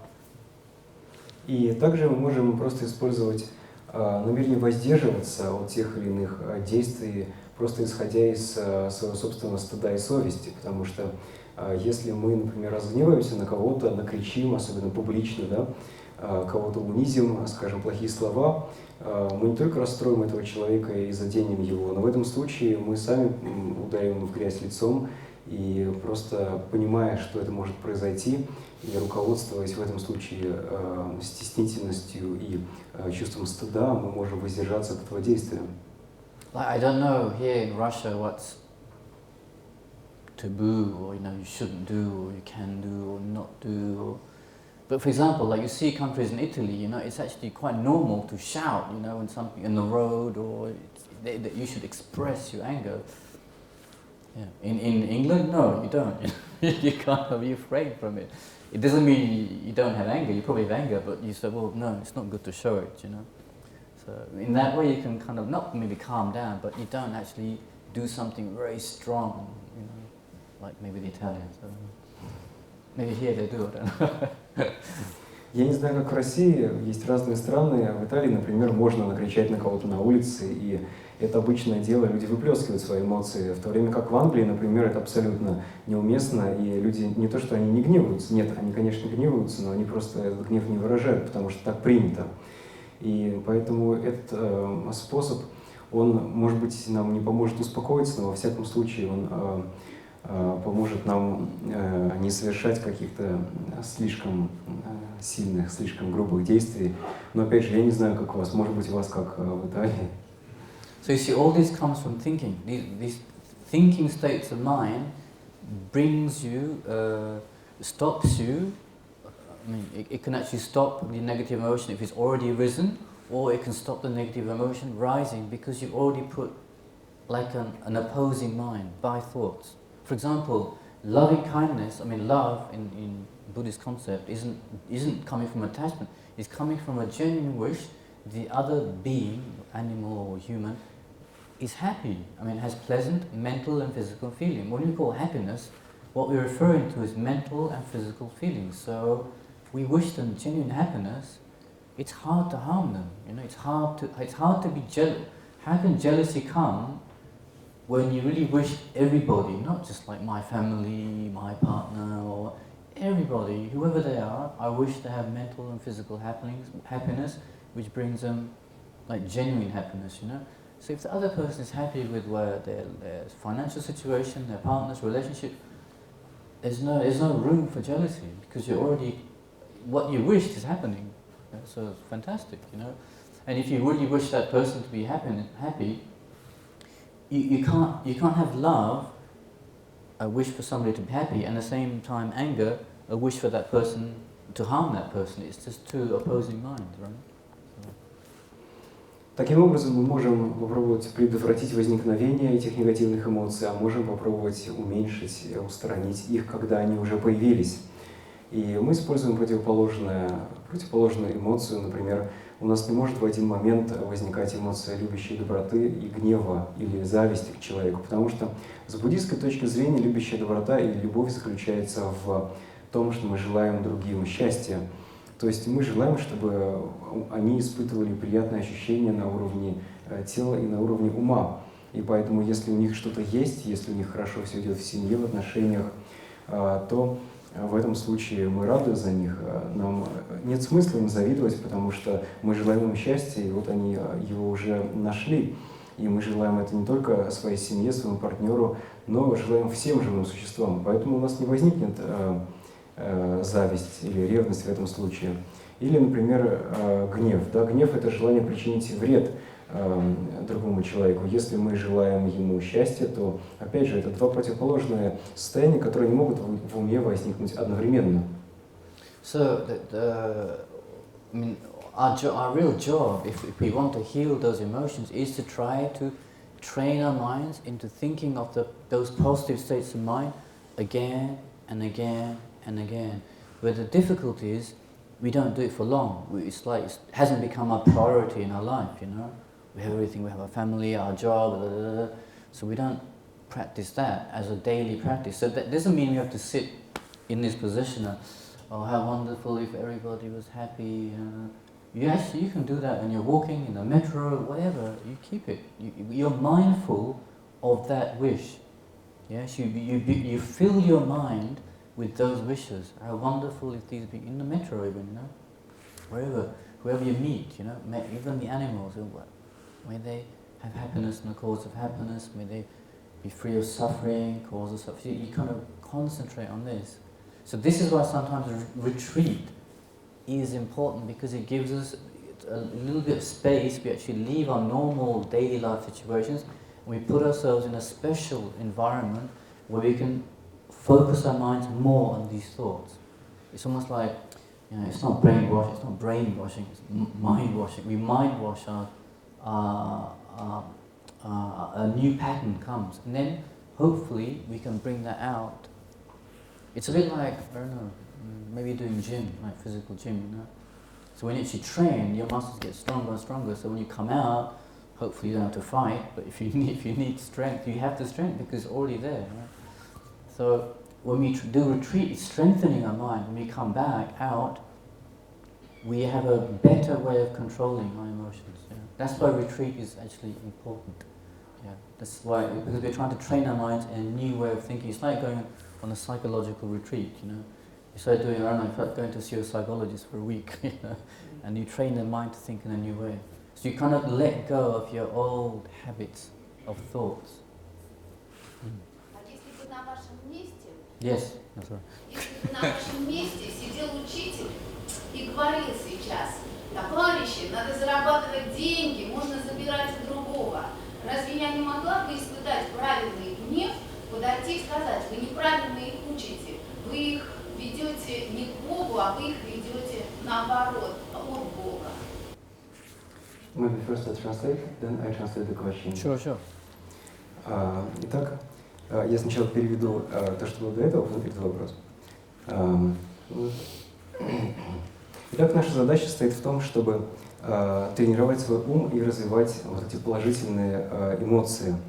И да, конечно, мы можем, например, уйти в уединенный затвор, в ретрит, и там сидеть и постоянно повторять «пусть все живы, существа будут счастливы». Но и так можно, конечно, безусловно, делать, но не обязательно. Понятное дело, что у нас есть работа, семья, и мы можем практиковать в любой ситуации. Мы можем ехать в метро и при этом размышлять, желать другим живым существам, чтобы они были счастливы, да, тем людям, которые нас окружают. Или если мы видим животных, мы можем желать, чтобы эти животные были счастливы и обладали причинами счастья, чтобы они избавились от страданий, от причин страданий. Конечно, если мы можем уйти в ретрит, уйти в затвор, это более эффективный метод, потому что мы можем там сосредоточиться на практике, у нас будет больше времени для практики, и мы можем новые привычки развить за это время и потом применять их в нашей повседневной жизни. Это можно сравнить с походом в качалку. Например, мы пошли, поделали упражнения, и постепенно мы стали более сильным человеком. Нам даже не обязательно там с кем-то драться, в лучшем случае нам не придется драться, но наша сила будет всегда с нами. Точно так же, если мы сходили в ретрит, попрактиковали там, позанимались тренировкой ума, это не то, что промывание мозгов или промывание ума, это тренировка, с помощью которой мы развиваем новые навыки. Потом, когда мы выходим из ретрита, мы можем применять эти навыки, наши привычки уже изменились. A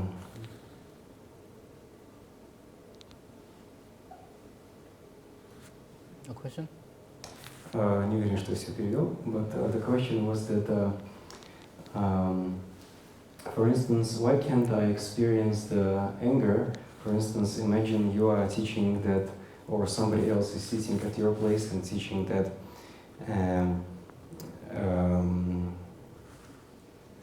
like that you can steal money from other people and hurt and harm them. Mm-hmm. And then in this case, in this situation, I see that you actually saying things that make people move far away from God rather than make them closer to God. Then can't I experience the some sort of holy anger.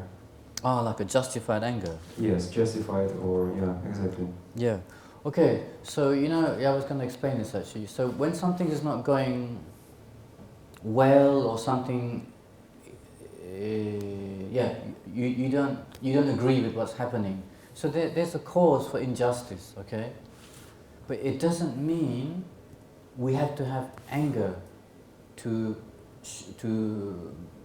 bring justice or peace. There's always a way to bring justice or a better solution without anger. For example, the situation like in Tibet right now, even now, after years of Chinese occupation, there's still no religious autonomy there. Okay, you couldn't have a picture of His Holiness. You can't really have freedom for practice. Actually, even here it was like that some time ago, right? So even that is still not allowed. So the Dalai Lama is often saying, it's okay, you can go on the streets, do demonstrations, show what's happening is not right for the Tibetan people, but without anger.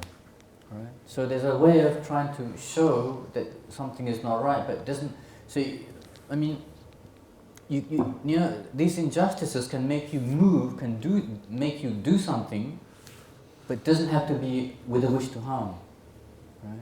So anger, just because you're not angry doesn't mean you're like a zombie. You can actually do something very active when you're motivated by things which are not going right. It's possible. Если происходит что-то несправедливое, то в этом случае мы по-прежнему можем что-то сделать. Например, Далай-лама очень часто говорит о том, что в Тибете, поскольку там по-прежнему нету религиозных свобод, например, нельзя иметь изображение Далай-ламы. Далай-лама сам говорит, что можно делать какие-то протестные демонстрации, но если вы на них идете, не испытывайте гнев. Смысл в том, что, избавившись от гнева, мы по-прежнему остаемся активными людьми, мы можем совершать действия, мы не превращаемся в зомби, но при этом нам не нужно гневаться. Смысл в том, чтобы избавиться от гнева. Но по-прежнему мы можем делать что-то в ответ на проявленную несправедливость, мы можем выражать свое несогласие с ней. Okay? Yeah, it's a bit like that. Yeah. So it's an important point, patience. Like tolerating for us doesn't mean, I must accept everything that's difficult or undesirable. No, it just means you try and do something about it, but in a calm way.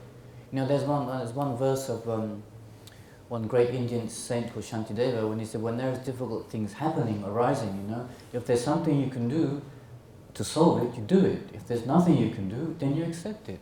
It's actually quite simple. It's even without any Buddhist context, it's a very simple piece of advice you can follow. Таким образом, можем действовать без гнева, как говорил буддийский святой Шантидева, если что-то происходит нежелательное или несправедливое, и мы можем это изменить, то нужно что-то сделать. Если нет, то достаточно просто, то ничего не остается, кроме как это принять. И это очень простой совет, не обязательно в буддийском контексте, да, его может принять каждый человек. I think I followed the first part, what you have said. I've forgotten as well. But anyway, with Shantideva you said that, no? Yeah, but before... I can't remember. Anyway, anything else people have? Big doubts. It's difficult, because especially this injustice. It's a very good question because at what level do you react? At what level do you say, well, it's okay, I can bear it? Because there's also people who say, well, yeah, I can bear it. I'm not angry, but actually inside there is a resentment, And this is what can come back as what we call a grudge. You hold it, you think you're patient because you're not saying anything, but actually, when the time is right, bam, you go for it. And it could be years later, Yeah, do you remember when you... Терпимость или терпение не означает, что мы ничего не делаем. Это означает, что бы мы ни делали, мы действуем без гнева.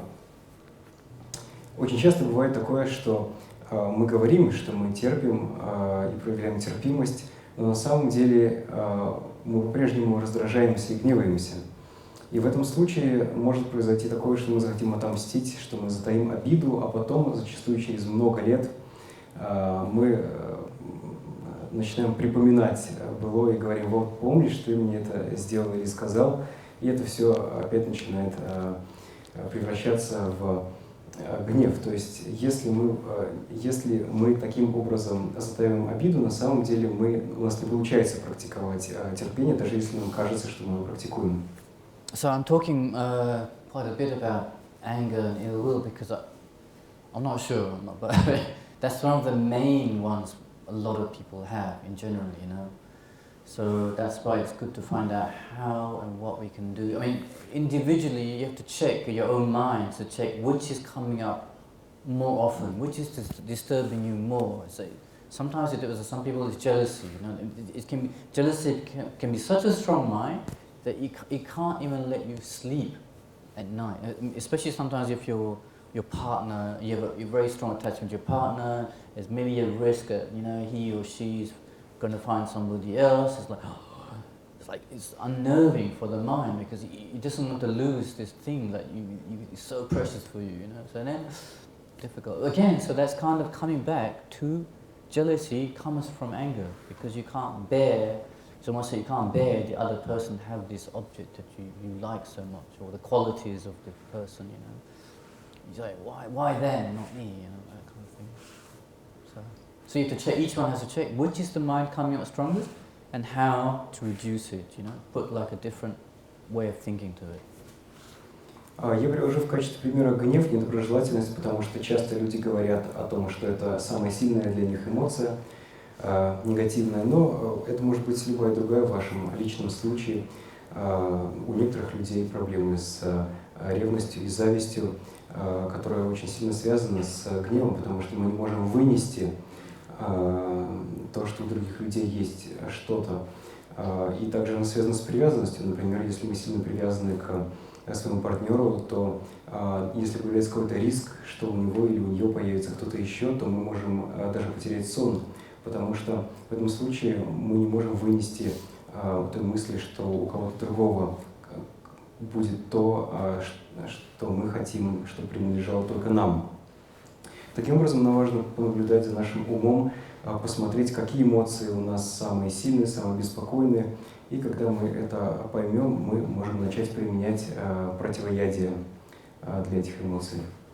Like, you know, recently I was watching this, somebody showed me I think it was like a computer consultant or something, and he lost his son. And from his own side, he tried to figure out a way of overcoming this immense grief, you know, this sadness of losing his son. And I think his son was in his 20s and maybe the man was in his 50s. So, and then he was thinking, well, what could I have done? Because the son died in like an accident, you know, if I had been there at that time, if he had left the house at a certain time. He was thinking all the possibilities. It's kind of this huge guilt of I could have done something to save him. Was eating his happiness, you know. So what he did was he said, no, I don't have to keep thinking like that, you know. It's like a thought pattern was coming in, eating into his peace, you know. So I'm going to start to think differently. I'm going to start to rejoice in my son's life. So he looked at the good things, the things they shared together, and appreciating all the things they did. Every time this kind of bad thought came, he tried to stop it and reverse it, put another thought in. So he said automatically that brought peace in his mind. Мне приходит в голову пример одного человека, который потерял своего сына. Сыну было где-то около 20 с чем-то, произошел несчастный случай. Вот, человеку было 50 с чем-то. И он все время думал о том, что, может быть, он мог как-то предотвратить гибель сына, если бы он в этот момент оказался в том месте, если бы он вышел бы из дома в другое время и так далее. То есть у него была очень сильная вина, он винил себя в смерти сына и занимался самоедством. Он постоянно как бы съедал, да, эти эмоции, негативные эмоции вины, съедали его собственное счастье. И когда он это осознал, он понял, я больше не буду так мыслить, я должен поменять свое мышление. И он старался каждый раз, когда ему на ум приходили эти негативные мысли, связанные с виной и так далее, он старался думать что-то хорошее, старался радоваться тому, что было в жизни его сына, что их связывало вместе. И таким образом постоянно снова и снова тренировал свой ум. So he himself said it's very difficult because he was kind of doing meditation sessions. He had to kind of really program his day that he concentrated on those good aspects. Он говорил, что это было очень сложно, ему пришлось поменять весь свой распорядок дня, потому что эти мысли, они выявлялись постоянно, ему постоянно приходилось уделять им внимание. Ему пришлось полностью изменить свою жизнь, чтобы он мог уделить внимание этой работе.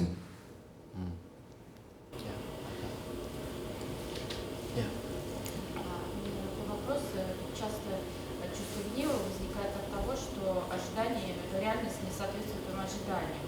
И как бы в твоем уме создается какой-то образ результата, который должен прийти от кого-то или от тебя самого.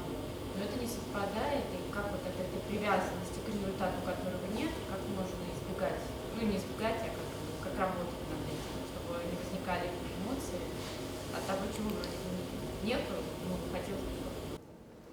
Apparently, anger is very much connected with our expectations. When we have the image, particular image of what should happen, what result should we see either from somebody else or from ourselves. And then when we don't see this result, we get angry. The question is how to deal with that. So there's, you know, it's okay to have, personal, it's okay to have expectations or wishes or plans, you know, that's perfectly fine. It's just that when we grasp at that it should happen that way, yeah, that's when the difficulty comes. Because just because of having the plan, it doesn't mean it has to go that way, right? So you can have this plan, wish for something, you know, but without the strong idea of it must go that way, because it's like a mind that I must have it my way. So it's like a very strong need, you know. So if you can have the plan, but with a stepping back, it doesn't have to go the way I want it to go. And if it doesn't go, accept. And then try and change, you know, maybe lower down the expectation or put a new expectation. There's many things to do. Я лично думаю, что ожидания, планы – это совершенно нормально. Мы можем строить планы, мы можем чего-то ожидать. Просто нам важно не вцепляться в них намертво, потому что если у нас есть какой-то план, это не означает, что все будет идти, как мы запланировали. И если мы как бы делаем шаг назад, если мы немножечко отождествляемся, да, если мы немного расслабленнее относимся к своим планам, может быть, все пойдет по-нашему. Если нет, тогда мы принимаем то, что происходит, мы можем изменить свои ожидания, изменить свой план, мы можем сделать свои ожидания ниже или можем просто изменить и сделать их другими. В этом случае не будет такой проблемы. It's okay? Something like that. I mean, it's not like, oh, I must only live for the moment, and it's okay, it's normal to have plans and wishes, but it just doesn't have to go exactly how you want. If it is, yeah, you get lost. You get like a big bubble burst. То есть я не пытаюсь сказать, что нужно вот жить одним моментом, не иметь никаких ожиданий. Нет, нормально, ожидания, планы, желания – это нормально, просто важно не цепляться за то, что все будет всегда идти так, как мы хотим, все всегда будет по-нашему, потому что потом это как мыльный пузырь, все лопнет. So it's very useful also for the spiritual path, because if you expect to be Buddha in this life, big disappointment, right? Maybe it happens. I don't know. It depends on your merits. I can't say. But if you you know, or if you maybe for this retreat coming up, oh, in 2 days I'm going to be completely healed of my sickness for sure. And then say, oh, it didn't happen. Oh, medicine Buddha, who's he? No power at all. So yeah, if this is unexpected, it is really not healthy. Yeah, you just go and see what happens. То есть в то же самое на духовном пути нам важно не ожидать слишком многого. Если мы ожидаем, что мы за одну жизнь станем Буддой, ну, возможно, мы очень сильно разочаруемся в конце. Ну, может быть и нет, конечно, все зависит от вас. Вот. Но то же самое, например, если вы едете на ретрит на 2 дня по практике Будды медицины, вот, с ожиданием, что вы полностью от всех болезней исцелитесь, потом этого не происходит, вы скажете, кто вообще такой этот Будда медицины и какой толк от него. Вот. То есть вы просто приезжайте и посмотрите, что произойдет. Like one of our Australian monks in the FPMT, Tupten Gyatso, I think he's the one that translated this text for Medicine Buddha. So he told me one time he was giving a talk in Australia in one of the Dharma centers, and he gave a general talk about the Buddha's life, you know, and what he achieved. And then the last night, he meditated the whole night, and then, you know, he achieved full enlightenment, and he was able to help all these beings. So one guy, after hearing this, went in the garden of the center and sat the whole night meditating. The next morning, he was so upset. He wasn't enlightened. He came in and he kind of thrashed the whole temple, all the objects, and he completely, you lied to me. It didn't work. You know, so, no, it's not like that. He actually crashed something? Yeah, like he took the altar down. He smashed some stuff up in the room. You know, like the chairs and then the cushion. He smashed the chairs and stuff. He was so upset. He didn't get what he wanted, you know. He wanted to be enlightened. And it was the teachings by Dalai Lama or by... No, Tupten Gyatso, it's one Australian monk. He himself taught him. Yeah, he told me this story. Тупten Gyatso, он рассказал мне историю, он в Австралии, это австралийский монах, он как раз переводил вот эту нашу практику медицины.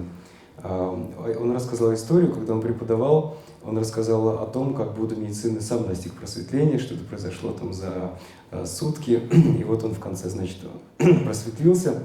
И один человек, услышав эту историю, так вдохновился, что он всю ночь просидел в медитации. На следующее утро он, конечно, не достигнув просветления, очень сильно расстроился. Он пришел там в Гомпу, в храм, и что-то разрушил, там стул сломал или куда-то кинул стул, в общем.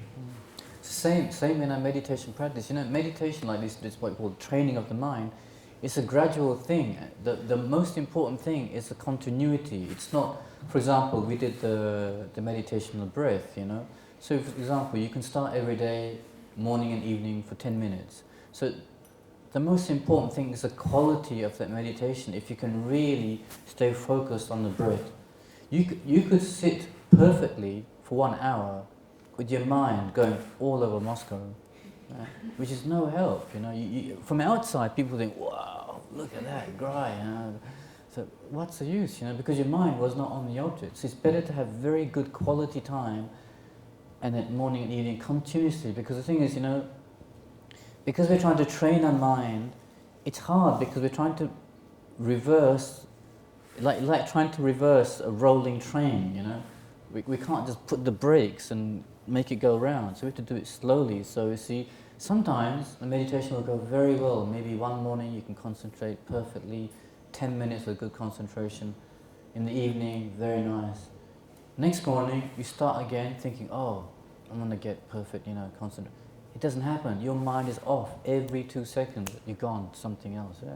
So then it can be discouraging because you expected to have the same feeling again, and it may not come for a long time, right? If you sit again wanting that same kind of bliss or peace, very disappointing.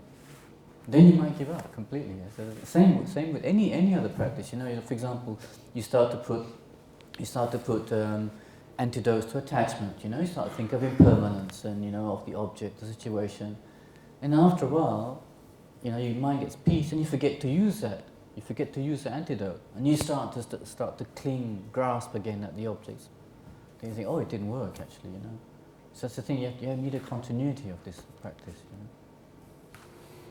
You know? Если мы делаем какую-то практику, например, мы наблюдаем за дыханием, самое главное делать ее регулярно. Может быть, например, делать 10 минут утром, 10 минут вечером. Если хотите, можете попробовать так его практиковать.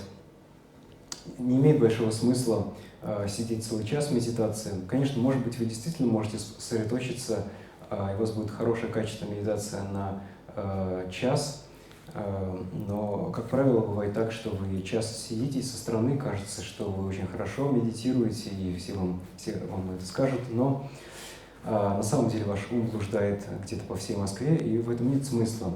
Лучше медитировать короткими промежутками, но чтобы было более высокое качество. Но даже в этом случае вы заметите, что, например, вы завтра попрактикуете утром 10 минут, будет хорошая качественная медитация, то же самое вечером, вы почувствуете какую-то удовлетворенность, там, блаженство, спокойствие, а потом послезавтра вы опять утром сядете, те же самые 10 минут, та же самая медитация, но вы увидите, что эти чувства, которые вы ожидали, что они у вас снова возникнут, они не возникают, и ум постоянно каждые 2 секунды отвлекается. И если вы будете ожидать, что медитация всегда будет идти хорошо, и вы всегда будете ощущать эту умиротворенность, то вы сильно расстроитесь, можете даже бросить. Потому что на самом деле приятные переживания в медитации, они могут возникнуть один раз, а потом еще долгое время не появляться. Поэтому вот почему важно уменьшать ожидания. И самое главное – это регулярность практики. Это касается любой другой практики. Например, если вы пытаетесь уменьшить привязанность и медитируете на непостоянство, будут возникать моменты, когда вы будете забывать про медитацию, ваш ум снова будет вцепляться в объекты, и тогда, возможно, вы скажете, ну вот, медитация не помогает. Но самое важное – это регулярность. So, okay, so also in the beginning, what's useful is to actually have a support group, you know, to have people around you who value what you're doing, what you're trying to do, because it is quite rare, you know, it's quite rare to try and change these, what we call normal habits of thinking negatively, you know. So it's good to have, I mean, luckily, I didn't know, but in Russia there are a lot of Buddhist groups. I mean, I don't know how many, all the different traditions, from the Theravada to all the different Tibetan traditions, even within the Gelug tradition, our tradition, there's, I don't know, like 4 centers here. So you have to check which one you're connected to, which one supports and nourishes you, and use it, you know, because meditating alone and thinking that way, it can be, it's like trying to go a slippery snow slope, you know, two steps forward, 1 step comes back, you know, so it's difficult. Sometimes the support is helping you, so use it, because it's here. I mean, I don't know, maybe like in the 90s, you didn't have any of these centers, right? So wow, it's flourishing. And it's like, so you have all this opportunity, you have all the books translated into Russian, you have lamas like, you know, Lama Zopa's coming in October. It's amazing, right? So your life is now, you have a precious chance, I would say that, precious chance. И на начальном этапе вам поможет присоединиться к какой-нибудь группе, которая бы ценила такие занятия, потому что большинство людей не интересуются этим, они не пытаются изменять привычки нашего ума, которые считаются обычными и нормальными, а на самом деле представляют собой негативные эмоции.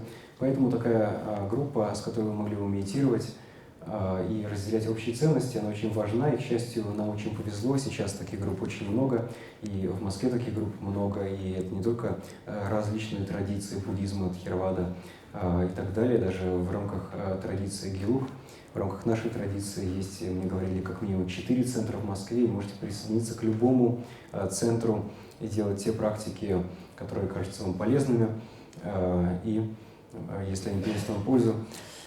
И оцените эту возможность, потому что даже в 90-х такой возможности не было. И сейчас в наш город приезжают множество учителей, таких замечательных, как Лама Зопа Ринпоче, который приезжает в октябре, например. Okay, anything else?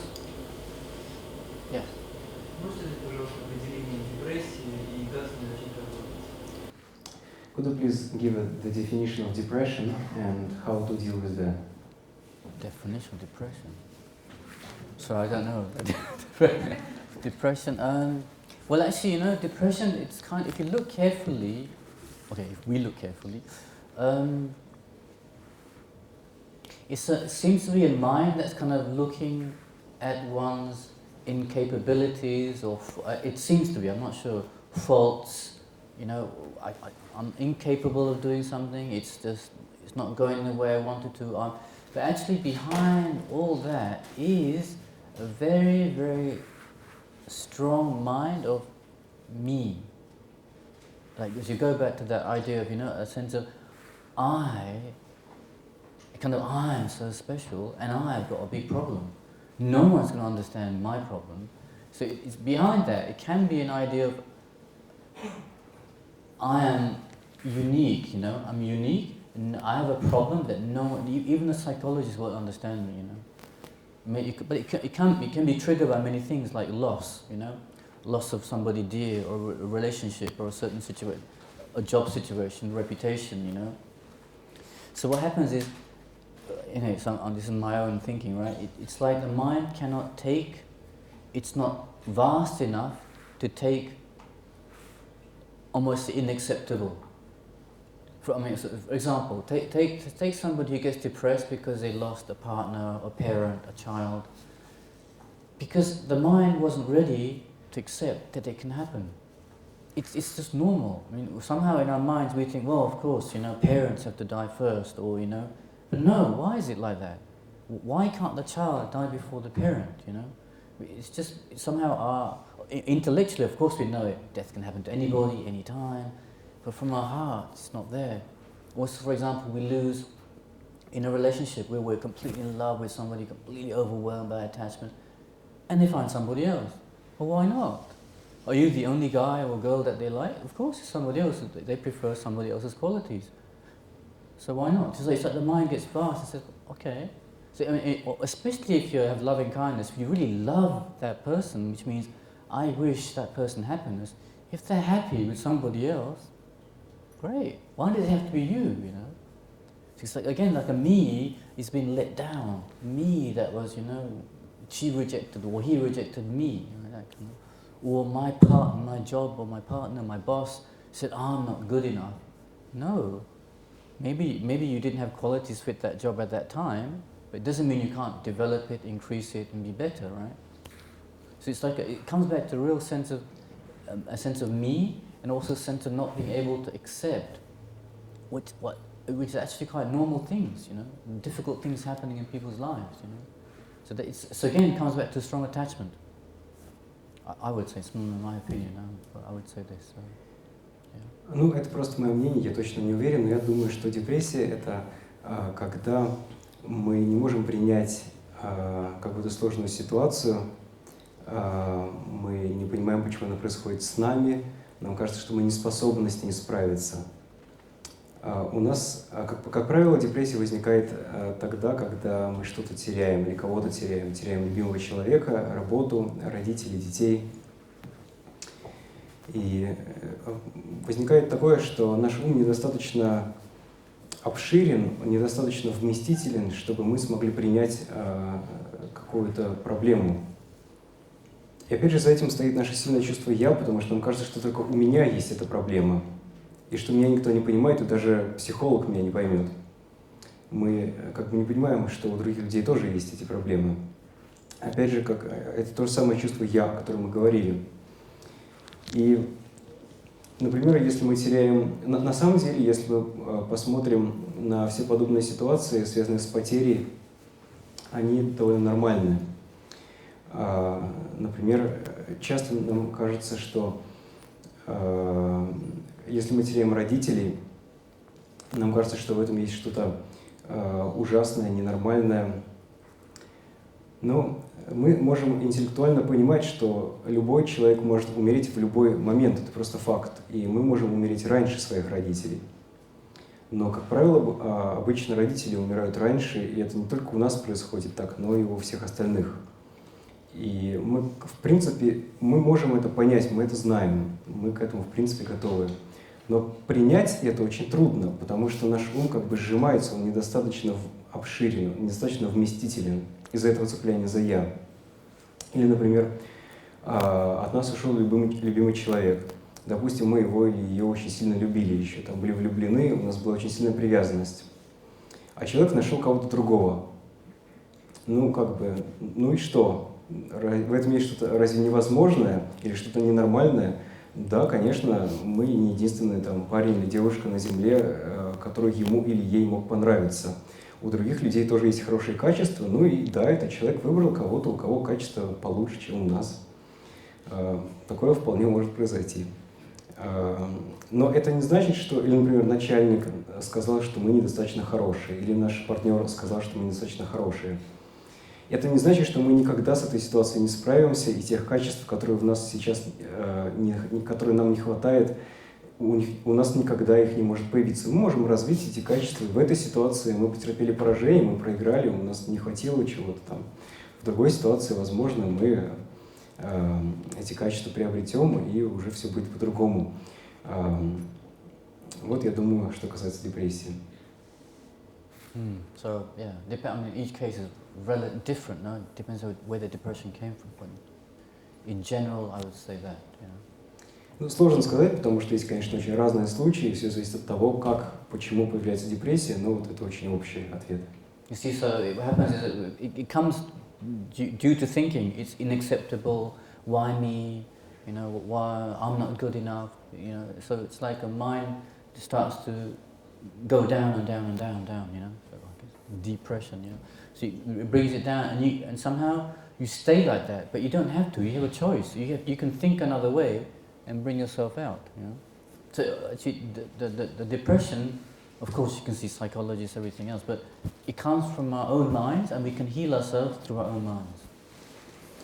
Вот, депрессия означает, что мы утопаем в таком состоянии ума, погружаемся в такое состояние ума беспомощности, когда нам кажется, что почему мы не можем принять эту ситуацию.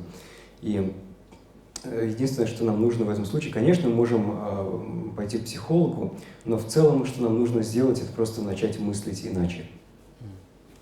So, I mean, you have to think, you know, so of course, yeah, we don't, you can blame outside, because of her, because she did that to me, because he said that, and I don't feel like this. You know, you blame the other person for how you feel. Of course, you have the right to do that, you know, but is it going to help, you know?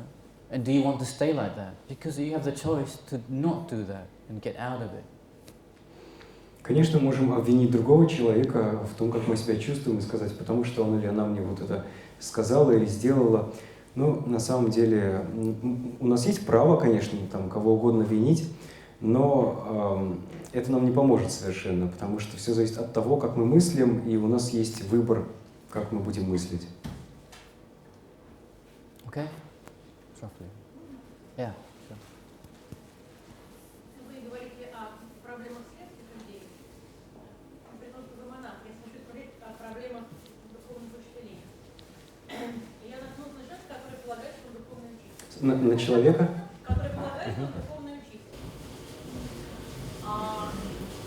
У него огромное количество других людей, которых он ненавидит. Не буду даже прочитать, чтобы не утомляться.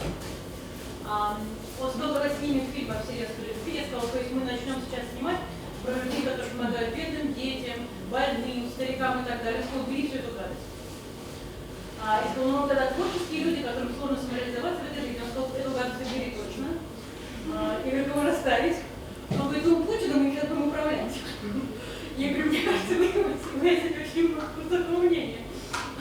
Значит, он находится в полной уверенности, что он просветленный, но он абсолютно точно в темноте. Вот то, что меня учили мои учителя, это вот как бы самая тяжелая ситуация. Человек, который полагает, что он просветлен, находится в адах.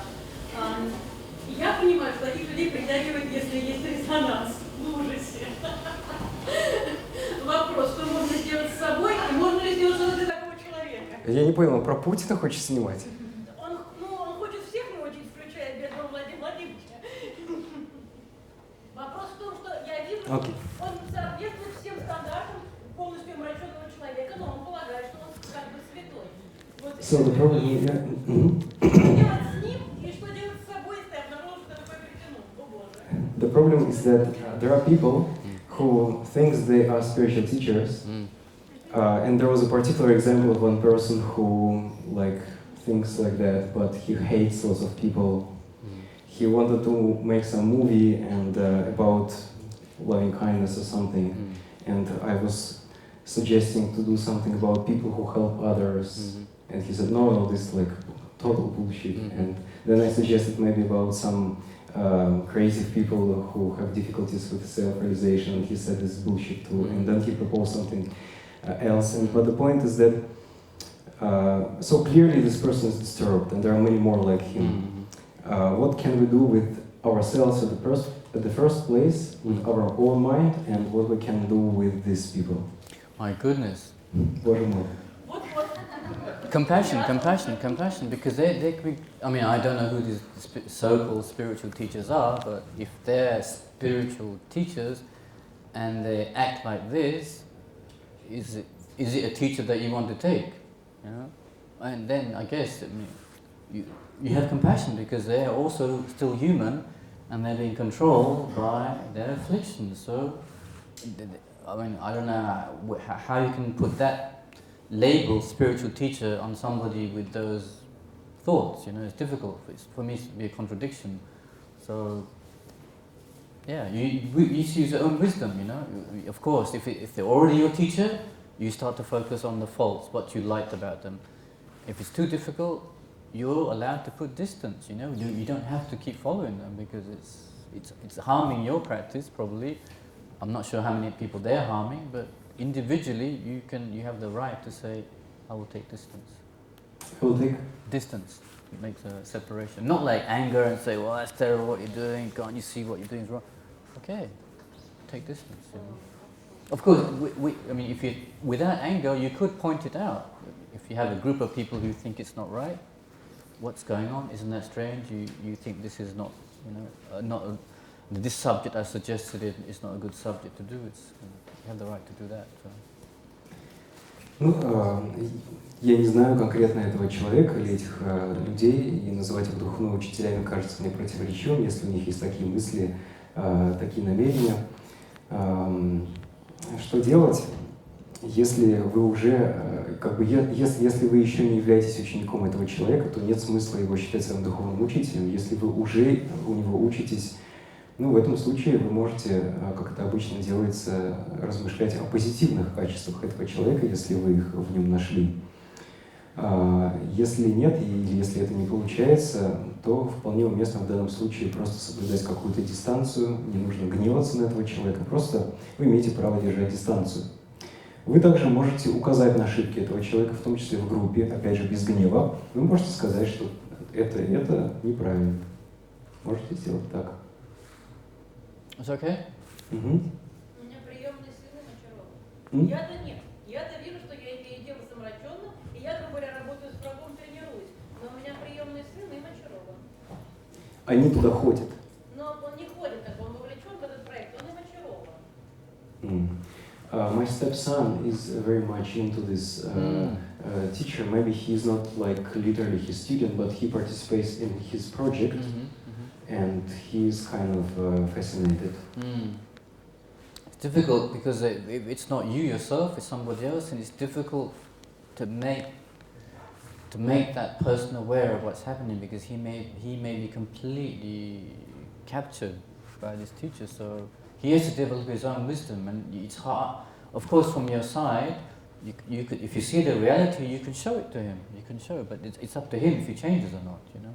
So, это сложно, потому что это уже касается не вас, а кого-то другого. Если он так сильно очарован, то ему самому нужно понять, ему нужно использовать собственную мудрость в этом случае.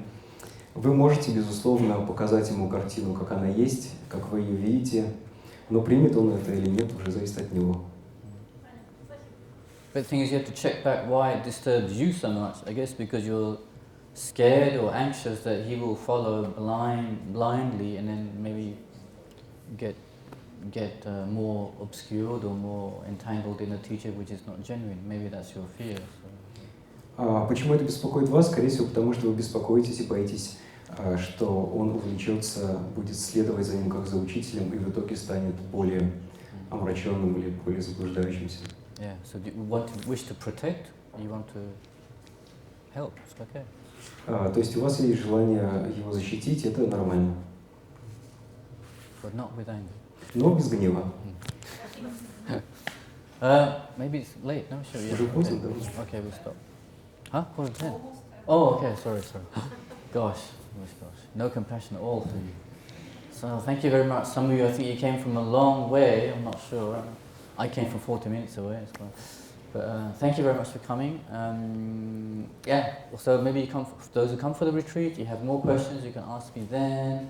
But please, okay, we dedicate all this positive energy that we've accumulated from sitting, listening, thinking, and we dedicate it for our own potential to be completely enlightened, so purified of all negative emotions, healed of all negative emotions. Так, уже очень поздно, так что никакого сострадания. Большое спасибо, что вы пришли. Многие из вас приехали издалека, я всего 40 минут добирался. Вот. И если вы придете на семинар, на ретрит, то там мы сможем еще продолжить. Если у вас есть вопросы остались, то вы сможете задать их там. Вот. Давайте посвятим заслугу тому, чтобы раскрыть свой собственный потенциал, к тому, чтобы исцелить все наши эмоции, очиститься от всех негативных эмоций.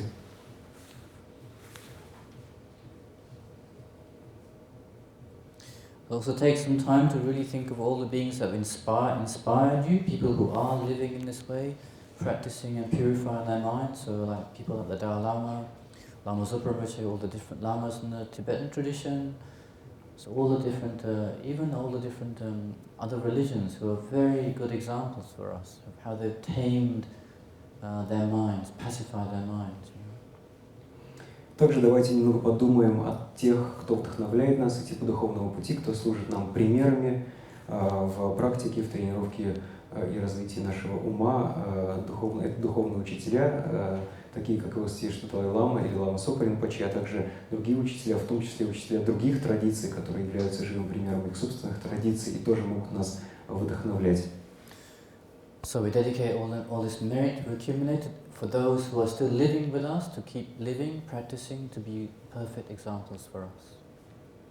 И мы посвящаем свою заслугу тому, чтобы они продолжали жить, продолжали служить совершенными примерами для нас.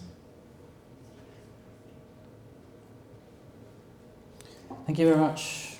Спасибо большое. Thank you. Sorry it's a bit late. Well, Извините, что поздно.